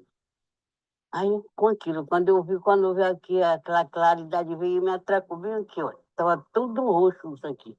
E aquela espetada, né? Assim, para esperar de cama. Aí eu fiquei amortecida, eu queria me mexer, não podia. Quando aquele fogo daqui, eu fui embora. Aí me bati para um lado, me bati para outro, e aí lá gritou, papai, a mamãe tá morrendo. Aí ele se espantou, o quê, minha velha? O quê, minha velha? Disse, nada, sei lá, o que tá me atracando aqui no braço. Uma claridade, ele disse, foi o chupa-chupa. Eu comparei um negócio desse tamanho assim, né? Que eu queria abrir bem meu olho, mas não podia, mas eu enxerguei aquele negócio assim. Eu comparei igual uma lata de leitinho. Não tem aquela lata de leitinho? Pois era assim mesmo. Eu vi o objeto, ele ficava por trás da árvore, né, mamãe? Aquela, assim, tipo umas luzinhas coloridas. E aquele foco que veio bem em cima, ficou por cima da castanheira, que era a árvore, né? Bem por cima. E veio certinho em cima de mim, que estava na pia. Ele era redondo, cheio de luz de volta do aparelho. E já aquele impacto que bateu assim no meu peito, né? E eu caí. Quando eu já caí, a retorneta da mamãe já me levantando. Era uma luz assim, tipo amarela, né, a mamãe? Nós vimos. E a senhora sentiu algum cheiro? Senti de éter. Cheiro de éter. Senti. E a senhora sabia que vinha de onde esse cheiro? Desse foco mesmo que veio pra cima de mim. Desse foco. Esse cheiro apareceu? Não, era pra desse lado aqui. E aí o cheiro veio no momento que desceu o foco. Eu senti um impacto no peito. Fui ficando fraca, eu caí. Eu caí. Caiu no chão. Caí, aí eu perdi o sentido. Aí eu já tornei já no hospital. E a senhora sentiu alguma dor? Senti aquele arrume. Eu senti assim. Aquele arrume. Uma fraqueza no meu corpo. Eu senti muita fraqueza, muita dor de cabeça mesmo. Dor de cabeça. Ela passou por muito tempo para ficar boa. Por quanto tempo demorou esses sintomas? Ficaram por quanto tempo? Depois, 8 dias foi. Ela foi atacada no dia 17 de novembro, em Aurora, e eu estive lá no outro dia, no dia 18. Dia 18 eu fui lá. De manhã, pela manhã. Aí chegando lá, encontrei ela nesse estado, né, de debilidade, anêmica, pálida, né, muito nervosa, demonstrando um estado de fraqueza grande. E aí ela me contou essa história, né? Ela estava na porta da cozinha à noite, era por volta de 21h30. Ela estava na porta da cozinha, quando de repente ela foi atingida por uma luz. E aquela luz, ela caiu, sentiu aquele impacto em cima do peito, né? E sentiu um cheiro de éter, um cheiro forte de éter. E quando eu cheguei lá, eu fui examinar a lesão e vi que ela tinha uma lesão, fotografei a lesão, é uma lesão tipo saca-bocado, uma lesão em que há perda de substância. Então, houve realmente tipo uma biópsia, assim, uma microbiópsia. Eu fotografei, inclusive com lente de aproximação.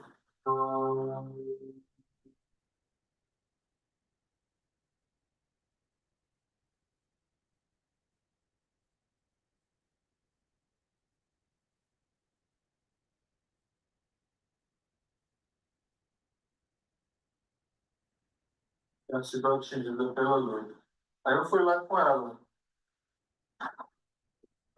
Só que eu fui lá com ela no outro dia já. Né? Era Gilda Maria, de 15 anos. Né? Só que a lesão dela era também semelhante à da lesão da Aurora, só que era no braço esquerdo. Agora, com um detalhe, a história dela, ela também estava no mesmo estado de debilidade, né? Sentindo tonteiras, né? Então, mal-estar, indisposição. E o detalhe é que ela também sentiu, na hora que ela foi atacada pela luz, sentiu o cheiro ativo de éter. E um outro detalhe, diferente do caso da Aurora, que a Aurora estava praticamente ao ar livre. E a Gilda não, a Gilda estava dentro de casa. Ela estava toda fechada. Então a luz deve ter atingido, atravessado o telhado da casa. E atingido a Gilda dentro de casa. Esse é outro detalhe interessante que diferencia os dois casos.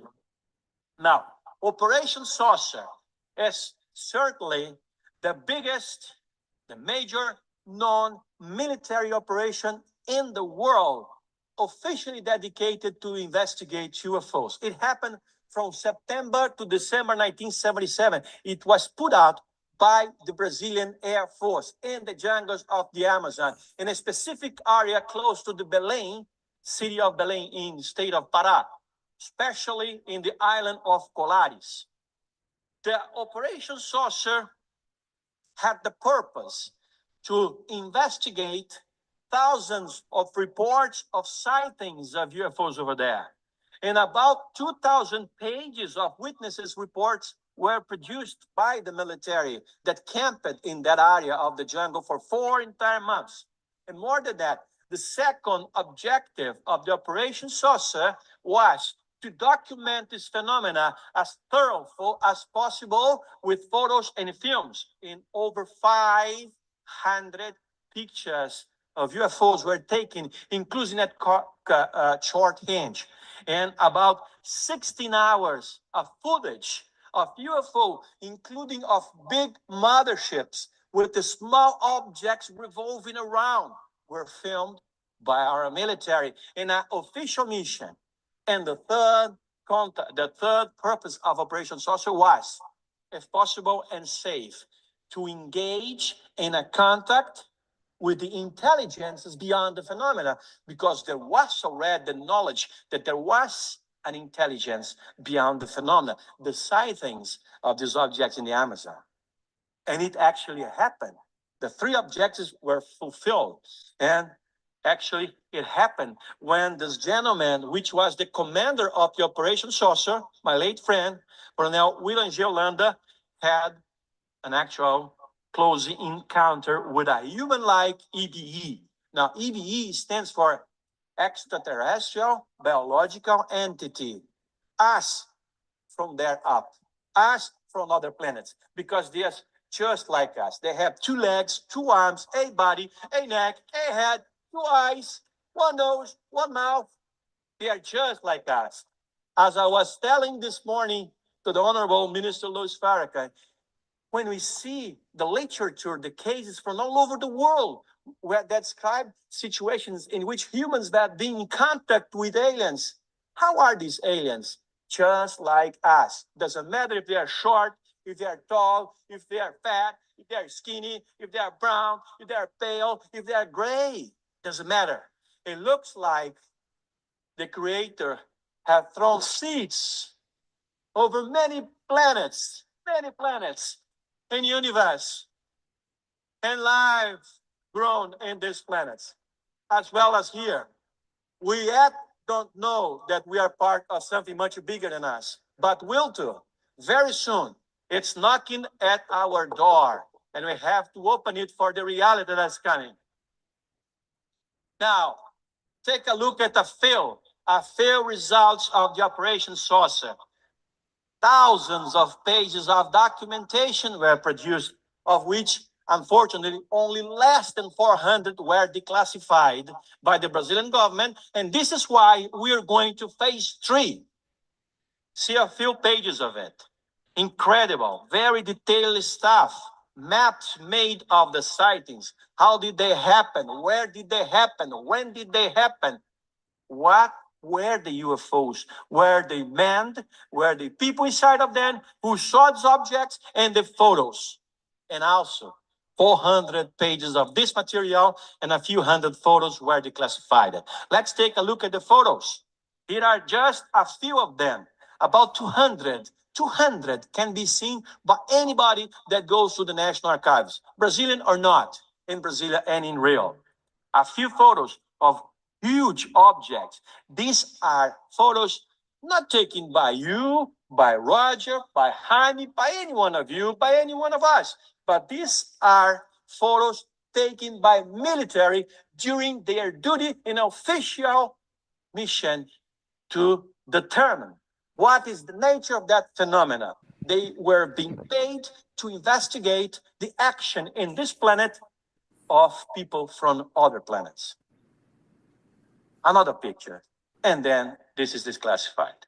Now, we know that Operation Saucer, that, as I told you previously, started on September 1977 and went up officially up to December 1977, didn't close, wasn't shut down, as we're led to believe, for a few years.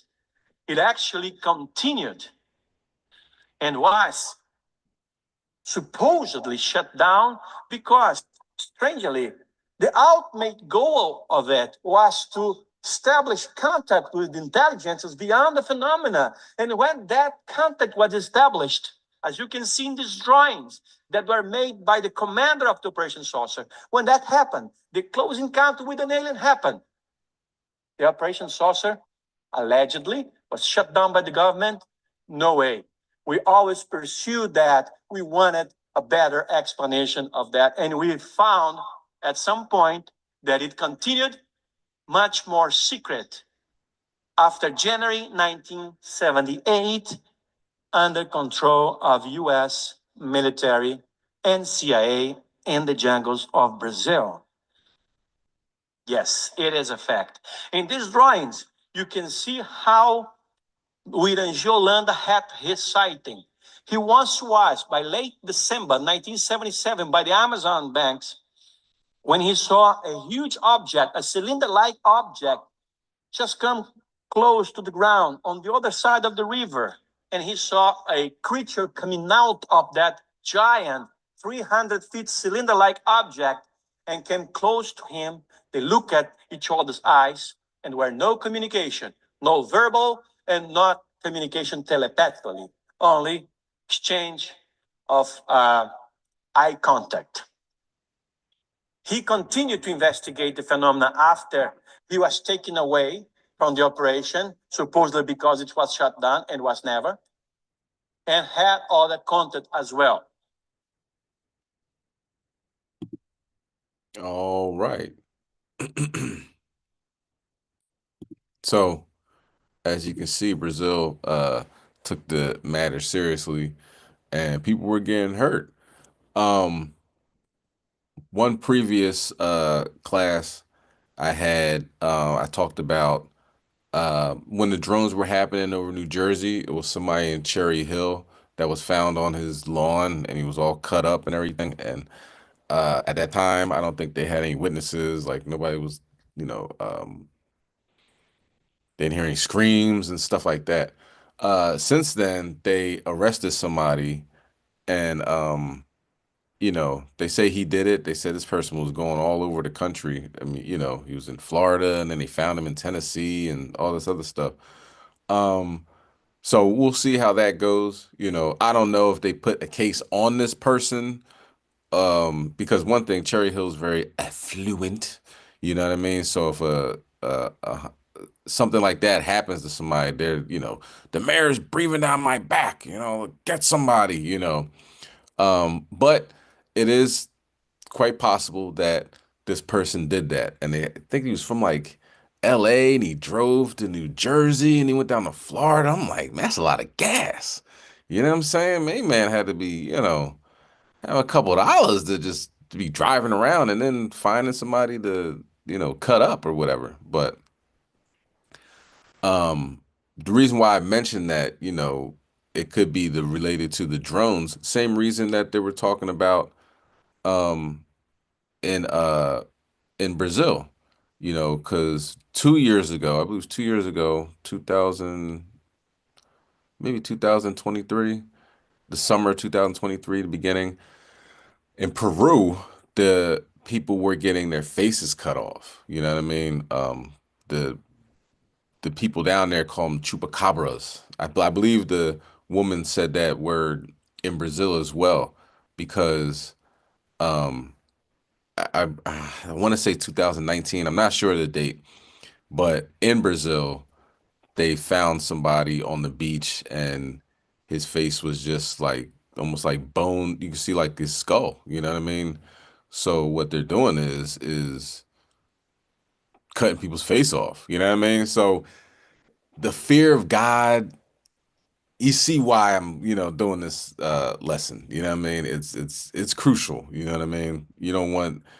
I don't know what it's like to have my face cut off. I don't want to know what it's like. You know what I'm saying? So it's always good to fear God and keep the commandments. Let's move on. All right, let's get Ecclesiastes in the Old Testament, chapter 3 and verse 18. So with that in mind, that the whole face peeler phenomenon, which obviously is, who could believe that, right?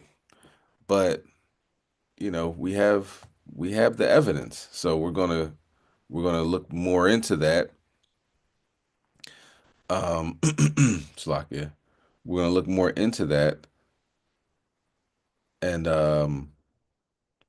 see what we can find. So let's bring that out. 3 and 18, Baba Kashar. Con, this is the book of Ecclesiastes, chapter 3 and verse 18.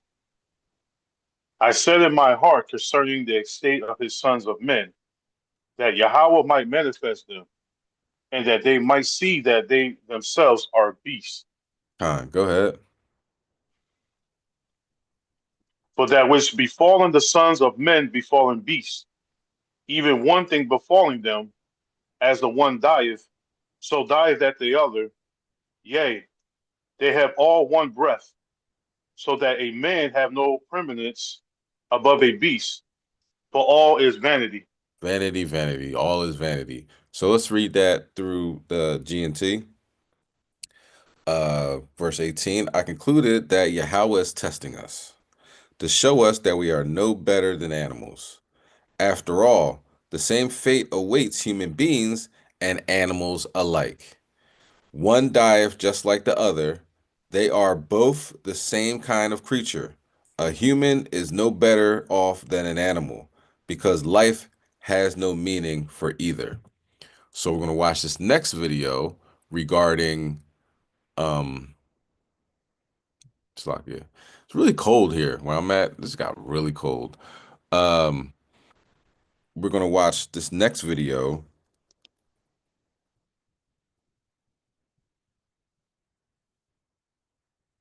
regarding the animals. Let's bring that out.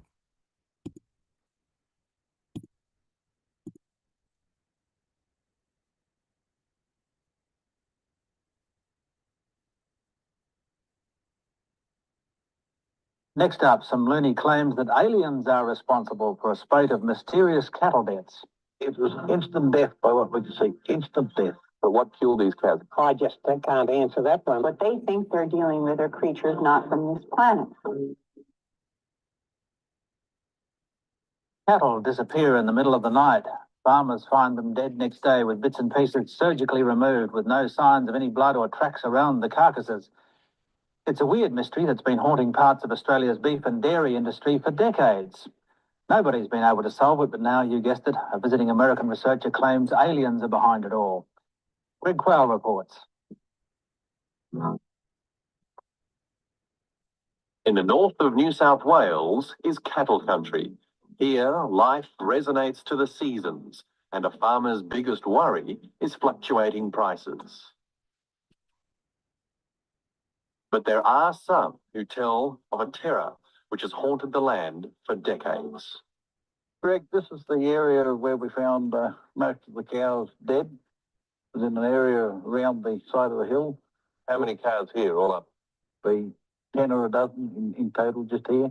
Barry Patch, he manages dairy farms near the town of Casino, and he remembers, like it was yesterday, a 2-year period in the late 70s when he'd find his cows randomly and mysteriously slaughtered and mutilated.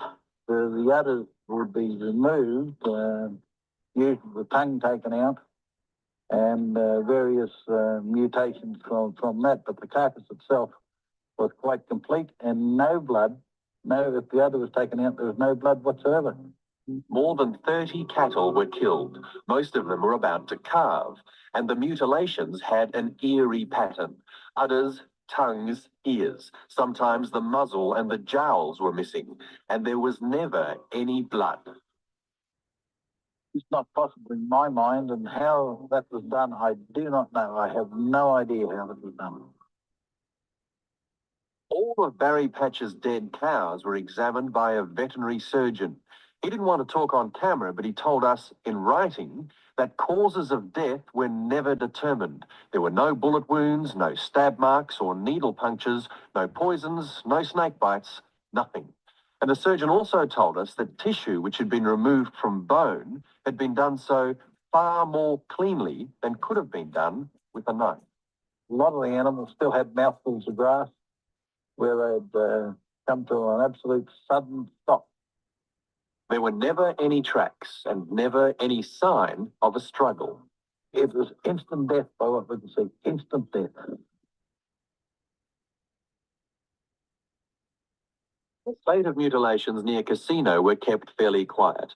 Police never unravelled the mystery, and then it stopped. We've now discovered that the whole grisly scenario had been played out years earlier, more than 100 kilometres to the north.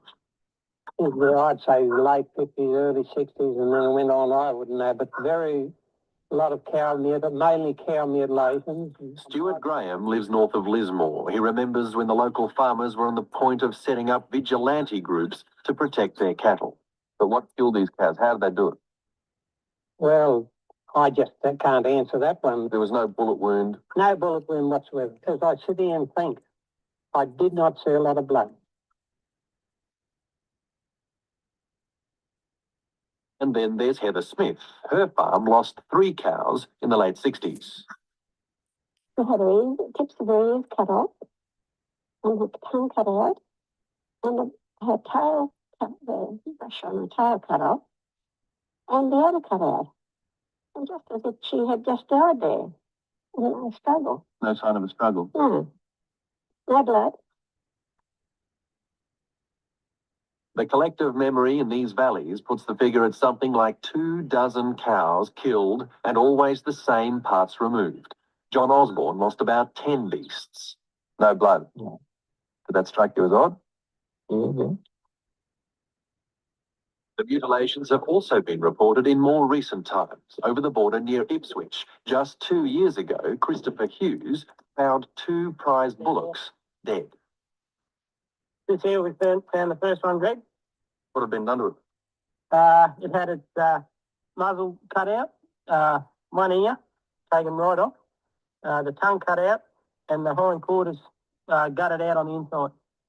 Who or what is killing the cattle, and over the last 40 years, and why?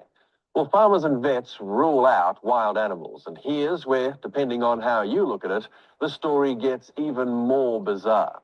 That's because cattle mutilations have occurred across the globe over decades in places like Canada, Puerto Rico, Central and South America, the Canary Islands, Europe, and all over the United States. And what's happened overseas appear to be carbon copies of the mutilations here in Australia.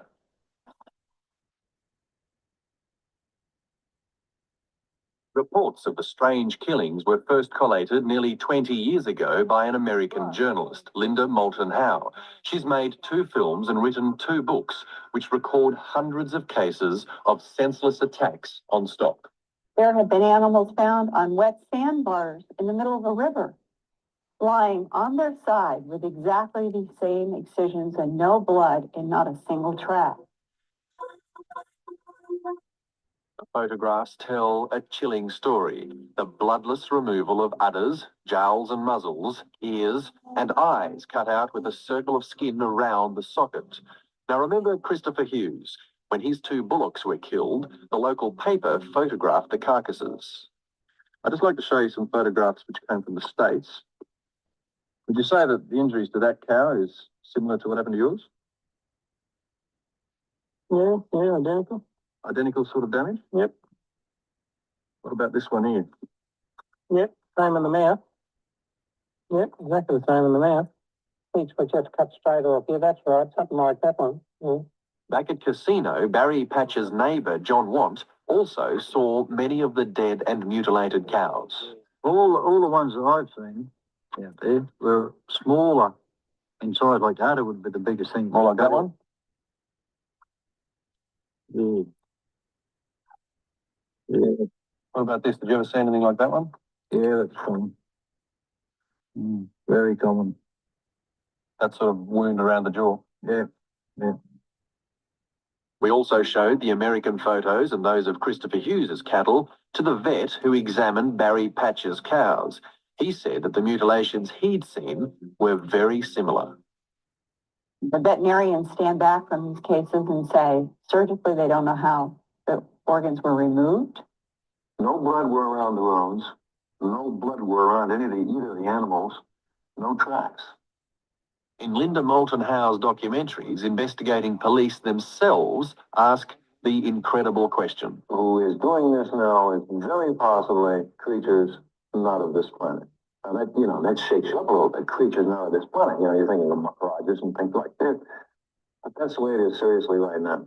People who work in the United States in intelligence and in military situations. People have told me straight to my face what they think they're dealing with are creatures not from this planet. Almost nightly when this was going on, we could pick out a very brilliant, huge, brilliant light in the sky. One of the most dramatic eyewitnesses to what appeared to be an animal actually being seen rising in a beam of light with an entire family of 5 people outside of Houston, Texas in 1973. American biophysicists have tested grass under and around the dead animals and can't explain why the plant's cells have changed. The metabolism at the mitochondrial level in the cells is changed the same way from case to case. And pathologists have examined the animal tissue. It's definitely been cut with something that is categorized by pathologists as high heat. We can't say what the instrument is. There are people who link cattle mutilations to strange lights in the sky, that sort of stuff. You ever heard of that one? I'm going to tell you something that I said here, and I was called a rat bag. Now, I had 5 years in the army. I'm not a rat bag. I say that. Stuart Graham told us how 20 years ago he had an encounter with something in the sky. Big circular sort of thing. He just sat floating, no noise, like a big kind of a soft, bluey, greeny soft light. And around the centre it appeared to me as though there was a row of smaller lights, like a lighter colour. A circle of smaller lights around the whole thing. Yeah, around there, like little porthole things. All right. So, as we can see, I mean, those as you see, all that happened back in the 60s happened, people don't forget that because, if that's your job, you know what I mean? That's your livelihood, you know what I'm saying? I know I mentioned this before. It'd be like, all right, people look at that like this is the prize bull. This is gonna put my daughter through college. This one right here is gonna pay off the rest of my mortgage.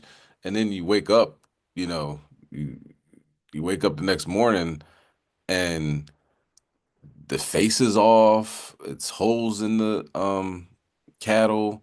There's no blood. Like, you know what I'm saying? Like things weigh tons. You know what I mean? I believe it weighed tons. So I don't know. Hold on. Tons is a lot, right? But a ton, or it's pretty husky, you know what I'm saying? And not to have one drop of blood. Some situations, I look into these things, right? So it's not just in Australia. Like I said, it's in America. A couple years ago, they found 6 cattle in Texas, and it made the news. So not everything makes the news though, you know. So it'll be some of them will be standing up like still, and everything will be still gone from it. Some will be sitting down on his hinds, looking forward, and same situation. Like they said, there'll be grass. They'll be eating. There'll be grass in the cow's mouth. They didn't fight back. They didn't run. They didn't do anything. You know, and there's no tracks. Some situations where their bones will be broken, like it was dropped from the sky. You know, it's a documentary called Missing 411, the UFO connection. I talk about it at length. But one situation, it was a 10 tribes was 10 tribes was working in a forest, and they saw, I think it was an elk, get picked up by a chariot and taken away. And they were scared. They didn't want to come back to work. They found that elk, um, you know, maybe a couple miles down the road, gone, you know what I mean, dead. So, you know, this is something that's happening. All right. Let's continue on. It is freezing where I'm at right now. Let's go to Second Ezra, chapter 9 and verse 11. All right. And like sister just brought out, as you can see, this is happening to Esau. You know what I mean? Like, man, why would God do that? He's destroying Esau. You know what I mean? And that's not to say that it can't happen to us or it doesn't happen to us. So we can't get too comfortable, you know, like, yeah, get Esau, and you know, we're doing something we ain't got no business doing. It can easily happen to us as well. Okay. But let's bring that out. Second Ezra chapter 9, verse 11. Con, this is the book of Second Ezra, chapter 9 and verse 11. And they that have lauded my law, while they have yet liberty, and when as yet place of repentance was open unto them, understood not, but despised it. They hated the Most High's law. You know what I mean? They loathed it and had liberty and possibly could change. Despised it, despised the law. Okay, let's go to Jeremiah 51 and verse 9.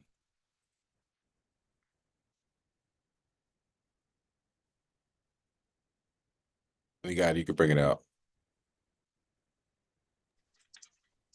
Con, this is the book of Jeremiah, chapter 51 and verse 9. We should have healed Babylon, but she is not healed. We would have healed Babylon. We have healed Babylon, but she is not healed. No, we would have. That's important. But she is not healed. Forsake her, and let us go every one into his own country. For her judgment reacheth unto heaven, and it is lifted up even to the skies. So we would have healed Babylon, but she is not healed. Okay. Now let's go back to Second Ezra 9 and 12. And it's important to put in perspective some situations that had to do with chariots. Like, so we went through, you know, what we talk about, seeing them in the sky and fire coming down, having unexplainable situations happen in your bedroom at night. You know what I mean? People getting injured. I know we talked about at Remenstal Forest. I'm saying it right. Remenstal Forest in England, where the guy got medically discharged, or he couldn't at first, But, you know, eventually he got full disability because he was on duty when he ran into a chariot, pretty much. You know, a chariot ran into him, if you will. And his whole body, you know, things just start messing up in your body, you know. The US government actually came out, I would say 2020, 21, something around that time, and reports saying that people have been really messed up. You know what I'm saying? You know, like the woman, the hair falling out and cancer and everything like that. So the US government backs up what we're watching right now. You know what I mean? Which that doesn't happen a lot. You know what I'm saying? But now like we said, we saw what happened with the cattle. Now we're gonna see what happens to man. You know what I mean? And why I thought quite possibly the person from, I think it was a doctor too, like a veterinarian, what happened to him could have been possibly uh, you know, him getting cut up by an angel. All right, so with that in mind, let's bring that out. Second Ezra 9 and 12. This is the book of Second Ezra, chapter 9, verse 12. The same must know it after death by pain. Death by pain. What does that feel like? I mean, is anybody, I'm sure nobody on here wants to know. You know what I'm saying? I most certainly do not. But it has happened. And I talked about what happened in Brazil at one point in time, not the face peeler one, but it was somebody that was found. And I'll talk about that again, because that, you know, that will put the fear of God in you, you know what I'm saying? Which is a good thing. To fear God and keep his commandments, the whole duty of man. The person that they found, he had holes in him, right? These little tiny holes. And when they did the autopsy, and they didn't want to bring this out to anybody, they had to find, somebody had to leak it out. And then they're like, yeah, you got me. You know what I mean? Like years later. Because, of course, nobody would go to work. Nobody would pay taxes. It would be, you know, chaos. The guy had his organs removed through these tiny holes while he was alive. And his body shut down because it was so much pain. That's amazing to me. You know what I'm saying? That's kind of mind-boggling when you think about it. So this person now that I'm about to put on, he is from the UK. And similar situations, but they didn't go into great detail like they did with the person in Brazil. But he had the same type of injuries that the person in Brazil has. And one thing about this video, they don't explain that the guy's face was so contorted and, you know, like, you know, he died like that. That's how he died. His face was, you know, I can only imagine what he's seen, what he was going through when he finally checked, and his face stayed like that. Now, they don't say that in this the video I'm about to put on, but we can, you know, do you take my word for it? Because, you know, I'm pretty aware of this story. I mean, you know, this situation. You know, different how can I say? You know what I mean? If like you different reports tell you more and more, like little pieces of the puzzle, putting it together. Like this one doesn't have it all, but other ones are more more in detail. Okay. Like this one's only 11 minutes. I've watched, you know, hour-long videos about this story that go into great detail. But for the sake of time, we're just gonna go, you know, with this one. It's lock in. And after this, I got one more video. All right. But let's play.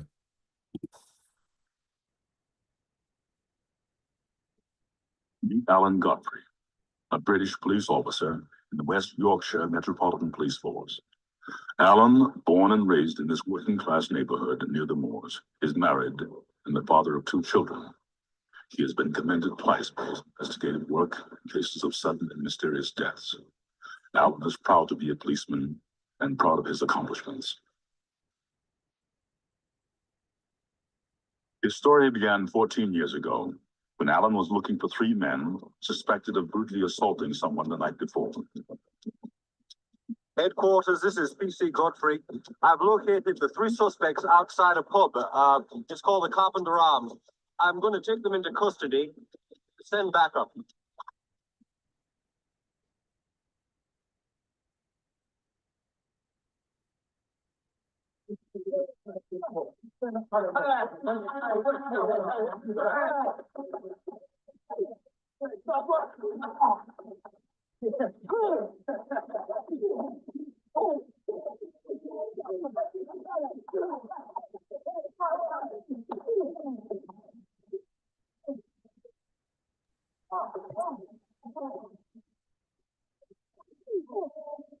I was kicked in the groin area, as a result of which later on I did lose a testicle. The police surgeon explained that Alan would require a long period of recuperation. You're going to need a lot of rest. Physically and psychologically devastated, and was told he would no longer be able to have a normal sex life. I was also told I would definitely been sterile for the rest of my life. I would not be able to father children again. Alan finally returned to active duty. 3 years later, he was called to the scene of a mysterious death.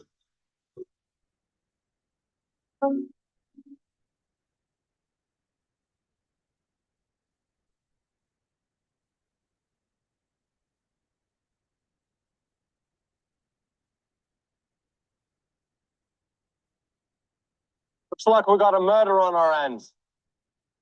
I'll call it in.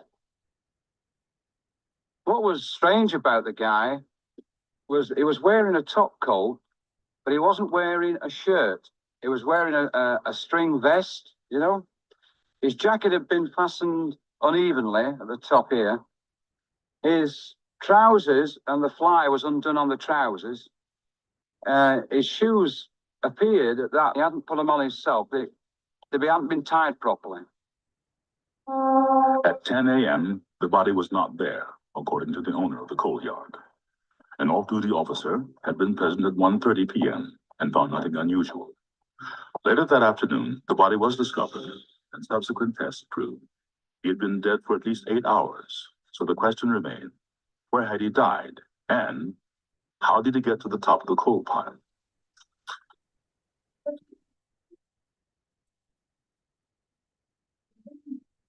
This guy died of shock. Where are these burn marks from? It's a strange substance on the back of the dead man's neck, which the forensic pathologist proceeded to analyze. The guy, although he died of a heart attack, the heart attack had been brought on by something that really, really terrified him.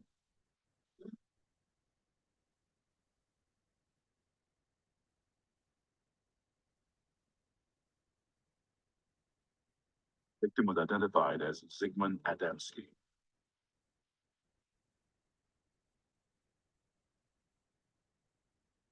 Foreigner wanted the police to ascertain why this guy had turned up some 30 or 40 miles from his home, where he'd been for 6 days, where the burn marks had come from.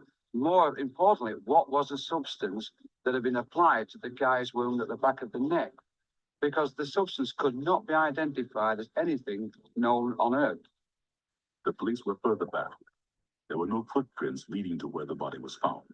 This is really important to remember this. The fact that the guy climbed a stack of coal, well, supposedly climbed a stack of coal, if he had got there under normal power, was suffering from a heart condition in inclement weather as it was, and to lie there on the top and just look up at the sky and die is ridiculous. But it wasn't just Alan Godfrey's supposed abduction that intrigued ufologists. The investigators also discovered a connection to another unsolved local mystery, one they believed could have extraterrestrial origins. 6 months before his UFO sighting, Alan Godfrey and colleague Malcolm Agley had received a call about a body found at a local coal yard. I received a radio message they'd found a body at Tomerton railway station, so I attended with PC Alan Godfrey. I sort of instinctively told you there's something not right. You know, you come across dead bodies all the time, it sounds like, but you do. He was lying on his back, just staring up into the sky. There's no disturbance of the call, you know, to say how he got there. You just can't explain it at all. He was being treated as a crime scene. I think everybody at that stage thought it was a crime. That's how obvious it was. Why would a man climb a stack of coal, lie down on his back on top, and die? The body was that of a Polish emigre named Zygmunt Adamski, a former miner who'd moved to the UK after the Second World War and had settled in Wakefield, 20 miles from where he was found. To me, I don't think he died there. I think he'd been put there. It looked to me as if he had anyway. The evidence was inconclusive. You'd expect if somebody had been lying on the belly or had climbed up the coal, it'd be covered in coal dust. It'd been raining, it'd stick to him like glue. There was no visual coal on him, on the front of him, anywhere, either on his face or anything. And he had these black marks that transpired to be burn marks round the back of the head. And there was one at the nape of the neck here, like an open wound, like a blistering wound, and it had had an ointment applied to it. We just thought it was strange, you know, that he had these injuries and this sort of green ointment, which looked nothing I've seen before at all. You know, it just seemed strange and a bit unnatural, really. Zygmunt Adamski had gone missing after a shopping trip. There was no suggestion that he'd planned to disappear, and he was known as a loving family man with no obvious enemies. The autopsy confirmed that Adamski had died of a heart attack. Coroner James Turnbull was mystified, not least by the strange substance found on Adamski's burns. We had the substance analysed, and the toxicologists and the scientists couldn't come up with any answers to what it was. And we came up against a blank at every line of investigation. This was one of the most puzzling cases that I've come across in 25 years. If somebody proved to me that UFOs exist and that there was one around there at that time, and that in some way we could associate it with this case, then perhaps I might say I'd only raise half an eyebrow. Whatever the truth behind Adamski's death, which remains unsolved, Alan Godfrey's association with it was to turn him into a UFO celebrity. At the inquest, Coroner James Turnbull was mystified, recording an open verdict and even suggesting a link with UFOs. I did nearly 27 years in the police, and it's the one thing that I've never really got to the bottom of, and it is bizarre, and it's always been there at the back of my mind. There's just no explanation for it at all. Nobody has ever been charged in relation to the death of Zygmunt Adamski, and the strange ointment which covered his burns has never been identified. The Adamski story was picked up by Sunday Mirror journalist John Sheard. Although more used to covering Northern Ireland and the trial of the Yorkshire Ripper, he recognised the opportunity for an exclusive. I sat down and tried to write it as straight as I could. I didn't want it to sound over-sensational because it was already a very sensational story. What I didn't know was that when it hit the streets that Sunday, as the front page lead, was the incredible reaction that would happen. I'm talking about literally thousands of letters, hundreds of phone calls. I began to realise that this was a story that, even though I was still a bit iffy about it, had gripped millions of people throughout the world. John Sheard soon discovered PC Alan Godfrey's involvement with the Adamski case, and the later claims made under hypnosis that he'd been the subject of an alien abduction. I've been a journalist for 50 years and covered quite a few rather strange stories. But the Alan Godfrey story is undoubtedly the most astonishing thing I ever covered. What made Alan's story so special from my point of view was the fact that A, he was a serving policeman, and one expects them to be fairly straightforward in recording facts. And of course it came on the heels of the Adamski story and a very strange inquest. Individually, they were good pieces. But when you add the two together and a possible connection, you've got dynamite. At the time, Alan Godfrey's story captured the public imagination. Whatever the truth behind it, it's become one of Britain's classic UFO cases. Okay, so, you know, somebody found on top of a stack of coal with no coal on them. He climbed up there, face all distorted and gone, and, you know, things in the back of his neck, burn marks, and, you know, like he's been tortured, and they said he died of a heart attack. But I'm assuming that, you know, we know how the pathologist works and, you know, the coroner's office, when it's like, all right, we can't have people scared, so let's say it's a heart attack, you know what I mean? But in Brazil, they're like, yo, this guy died from pain, you know what I mean? So I'm assuming the same thing happened to this guy, this Polish immigrant. So yeah, fearing God is a good thing, unless, you know, who wants to be found on top of a coal stack, you know, died 8 hours ago, but he wasn't on the top of that coal stack an hour ago. So, yeah, you know, fear God, keep the commandments. I got one more video and we'll close out. Let's get Micah chapter 5 and verse 15. All right, so just a few examples, because this is actually very extensive, you know what I mean?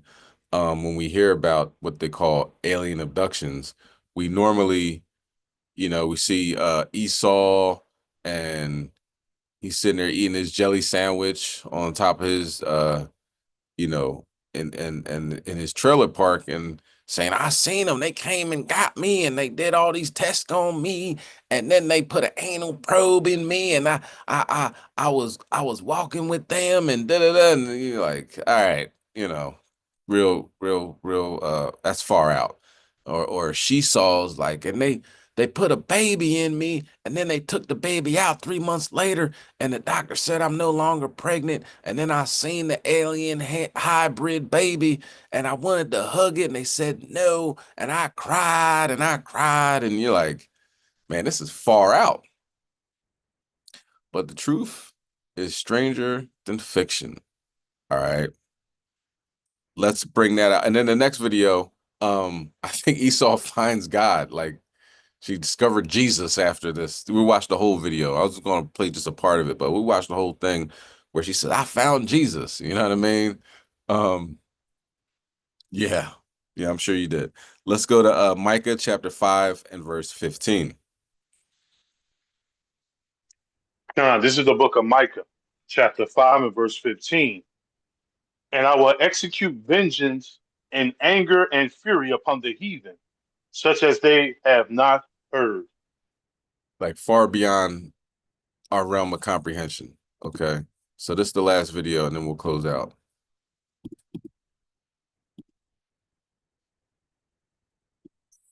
I felt like if I stopped the car, I was going to die.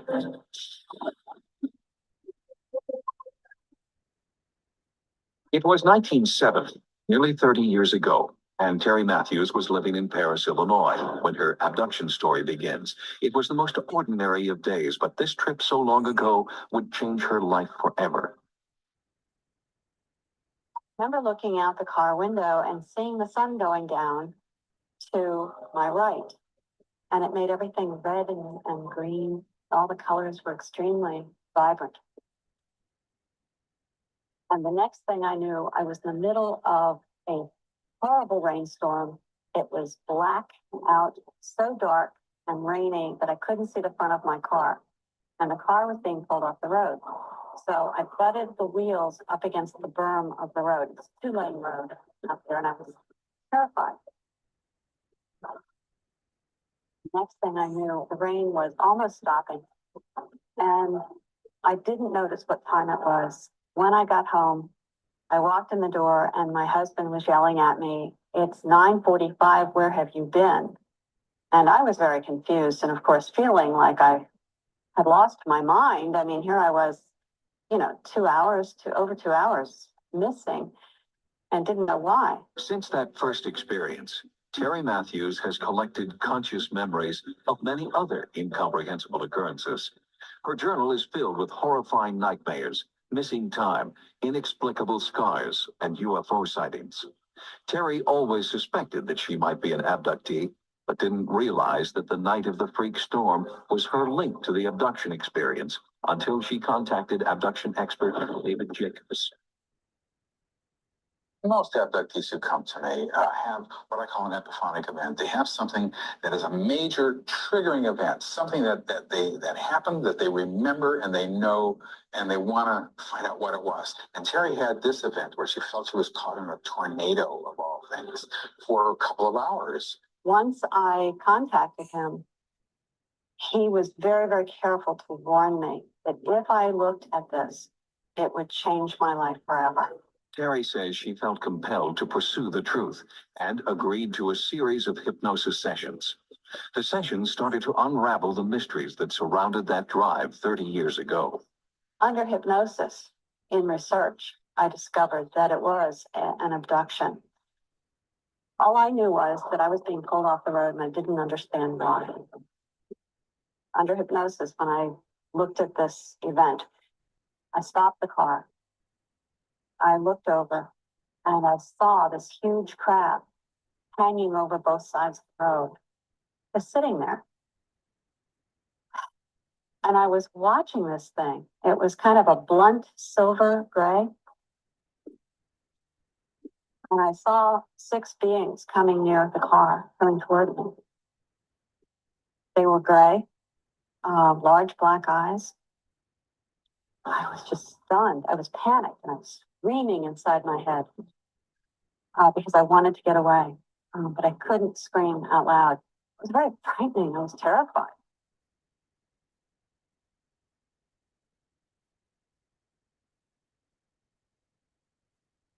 They took me into a room. I was told to disrobe and I was embarrassed. I didn't want to undress and yet I couldn't stop. They told me to take my wedding rings on, which I did. And then they led me to a table and laid me down. I remember them telling me that I was either going to have a baby or that I was pregnant. I wasn't quite sure.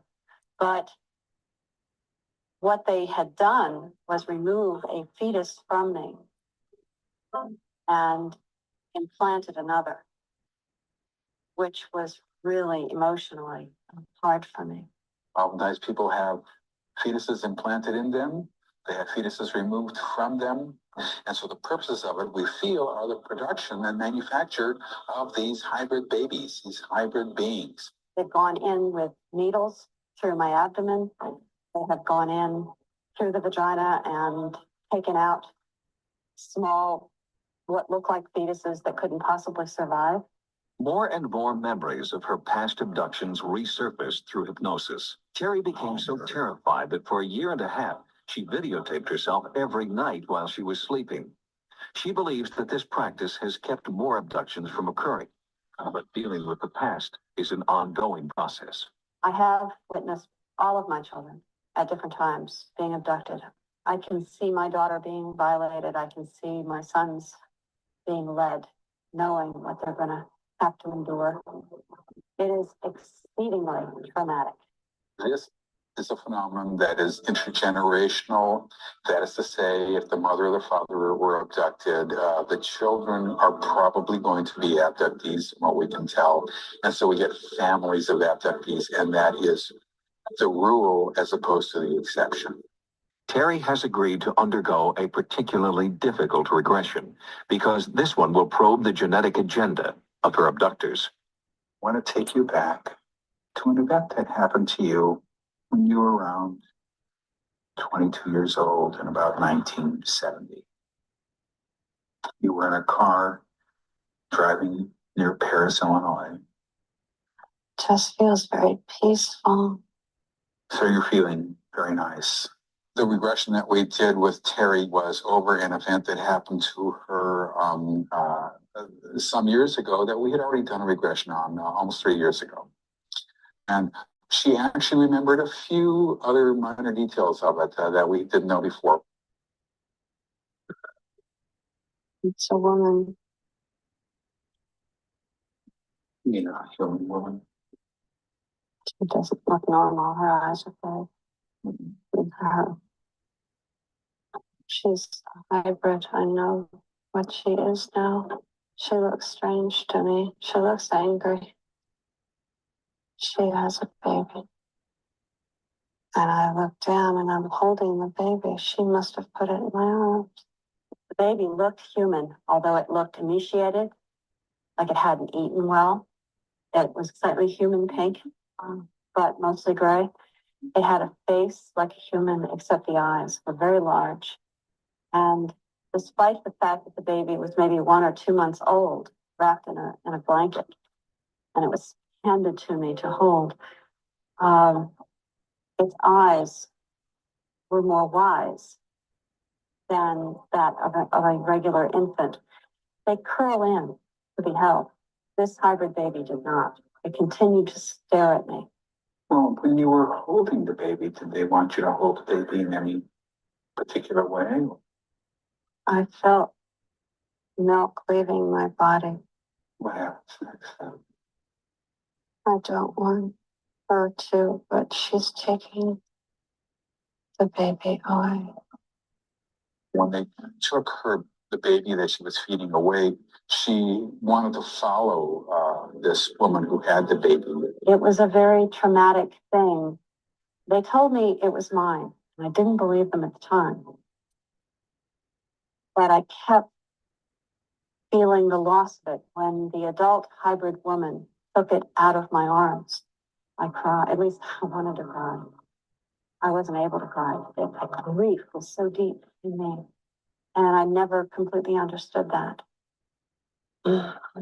She is taking the baby from me, and I feel anger. Anger that because she doesn't care for this baby. It's not like she's her mother. You can open your eyes if you want. She was kind of reliving it all over again, and she remarked afterwards what a strong emotional reaction she was having, and how she was very much involved with the sequence of events that was occurring to her all over again. I could have gone my whole life and not redone that again. Sorry about that. Sorry. I thought I'd enjoy it, you know? Well, that's what you sort of thing. said. Yeah, I but don't. the emotions really weren't there, which is sort of why I asked. No, you. they were there. That was the problem. Oh. When I think about these hybrid children, this is when I really get choked up because they're the true victims. Because what's being bred out of them is what's in us. Our ability for compassion, our ability to feel, to love. They have to relearn it through us.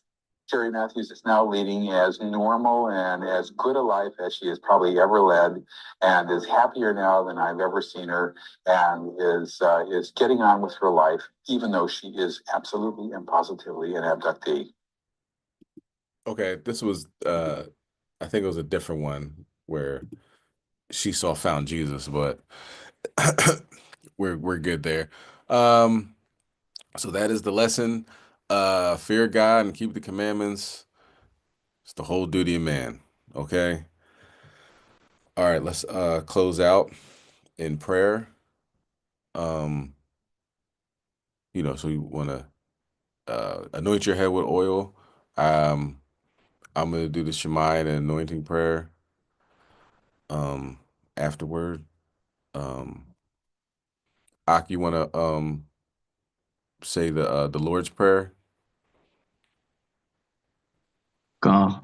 Khan, all praises.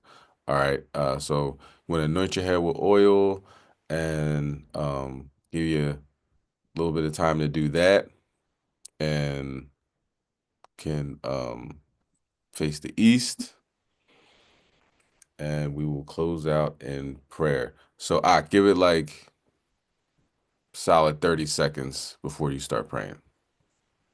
Kom Yasha. Hey, Salakia.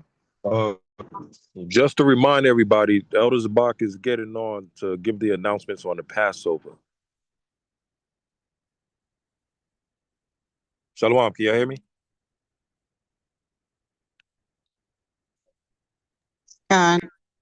Khan. Yeah, so don't go nowhere. The elder's getting on to give the announcements, and emergency Passover meeting as well too. Khan.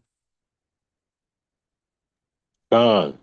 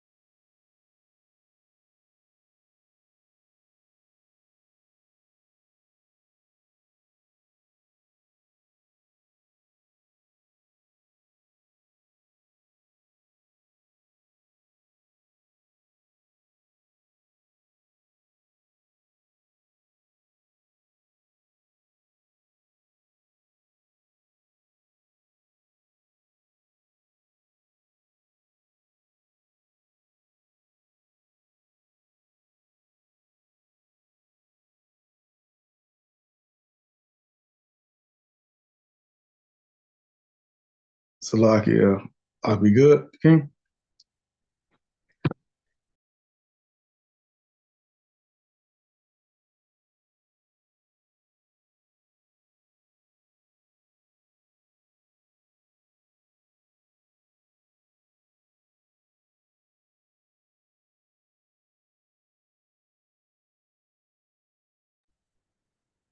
God, ready, King?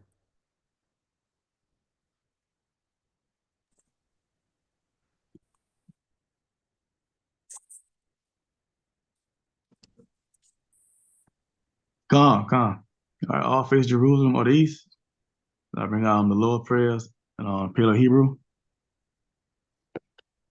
Abanawa, Shabbat Shemayim, Kadash, Ayah, Shamka, Yahweh, Malakwata, Taba'ah, Ratazayaka, Ayah, Aisha, Baharatazah, Gawa, Ayah, Bashimayim, Nathaniel, Lakam, Ka, Yawan, Wasalakulinawa, Kawabakalinawa, Kasalakulinawa, Kawabathianawa, Wala'a, Tabayanawa, Banasinawa, Abba, Hawasanawa, Mayan, Rai, Gaya, Laka, Hamalakwa, Waha'ala Para, La Walayam, Salaki, La Walayam, Man,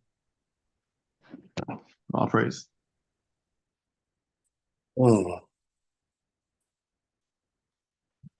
God, all praises. All right, this is the book of Matthew, chapter 6 and verse 9.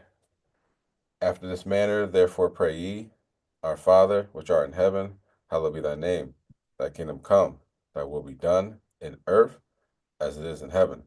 Give us this day our daily bread, and forgive us our debts as we forgive our debtors.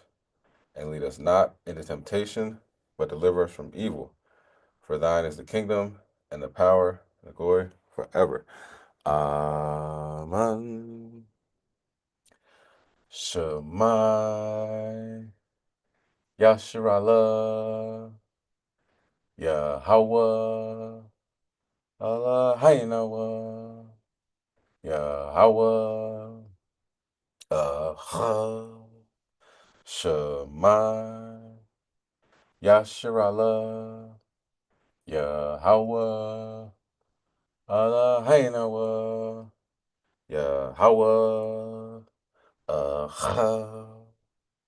Shemai Yasharallah Yahweh Allah Haynawa Yahweh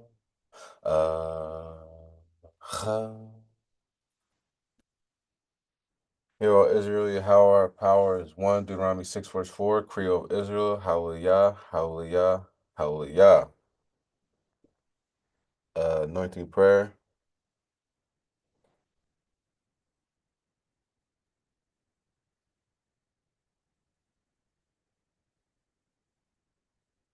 Fuck yeah.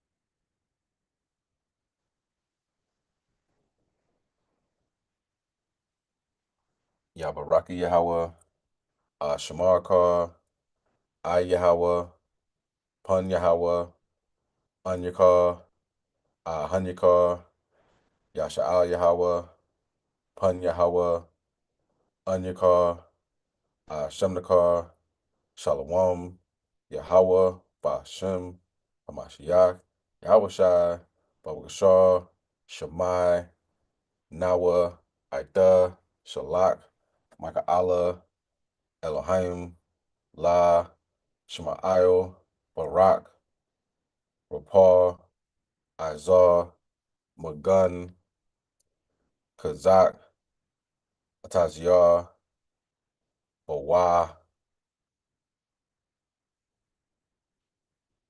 Yasha Allah, Yasha Allah, Yasha Allah, Hana, Hana, Hana, and her family, Messiah, Messiah, Messiah, and the family, and the family, and the family, Zabak, his family, Zabak, his family, Zabak, his family, Gorilla Hebrew, Gorilla Hebrew, Gorilla Hebrew, Call, Akium, Call, Akwathium, Call, Bunyam, Yasha'Allah, Ba'ashem, Hamashiach, Yahushai, Dawada, Awalam, Aslaka, Halaim, Alam, Aman, Lord Yahweh, Hashem Mashiach Yahushai, Babakashar, send your son back to destroy and rebuild. In Yahweh's name we pray. Amen.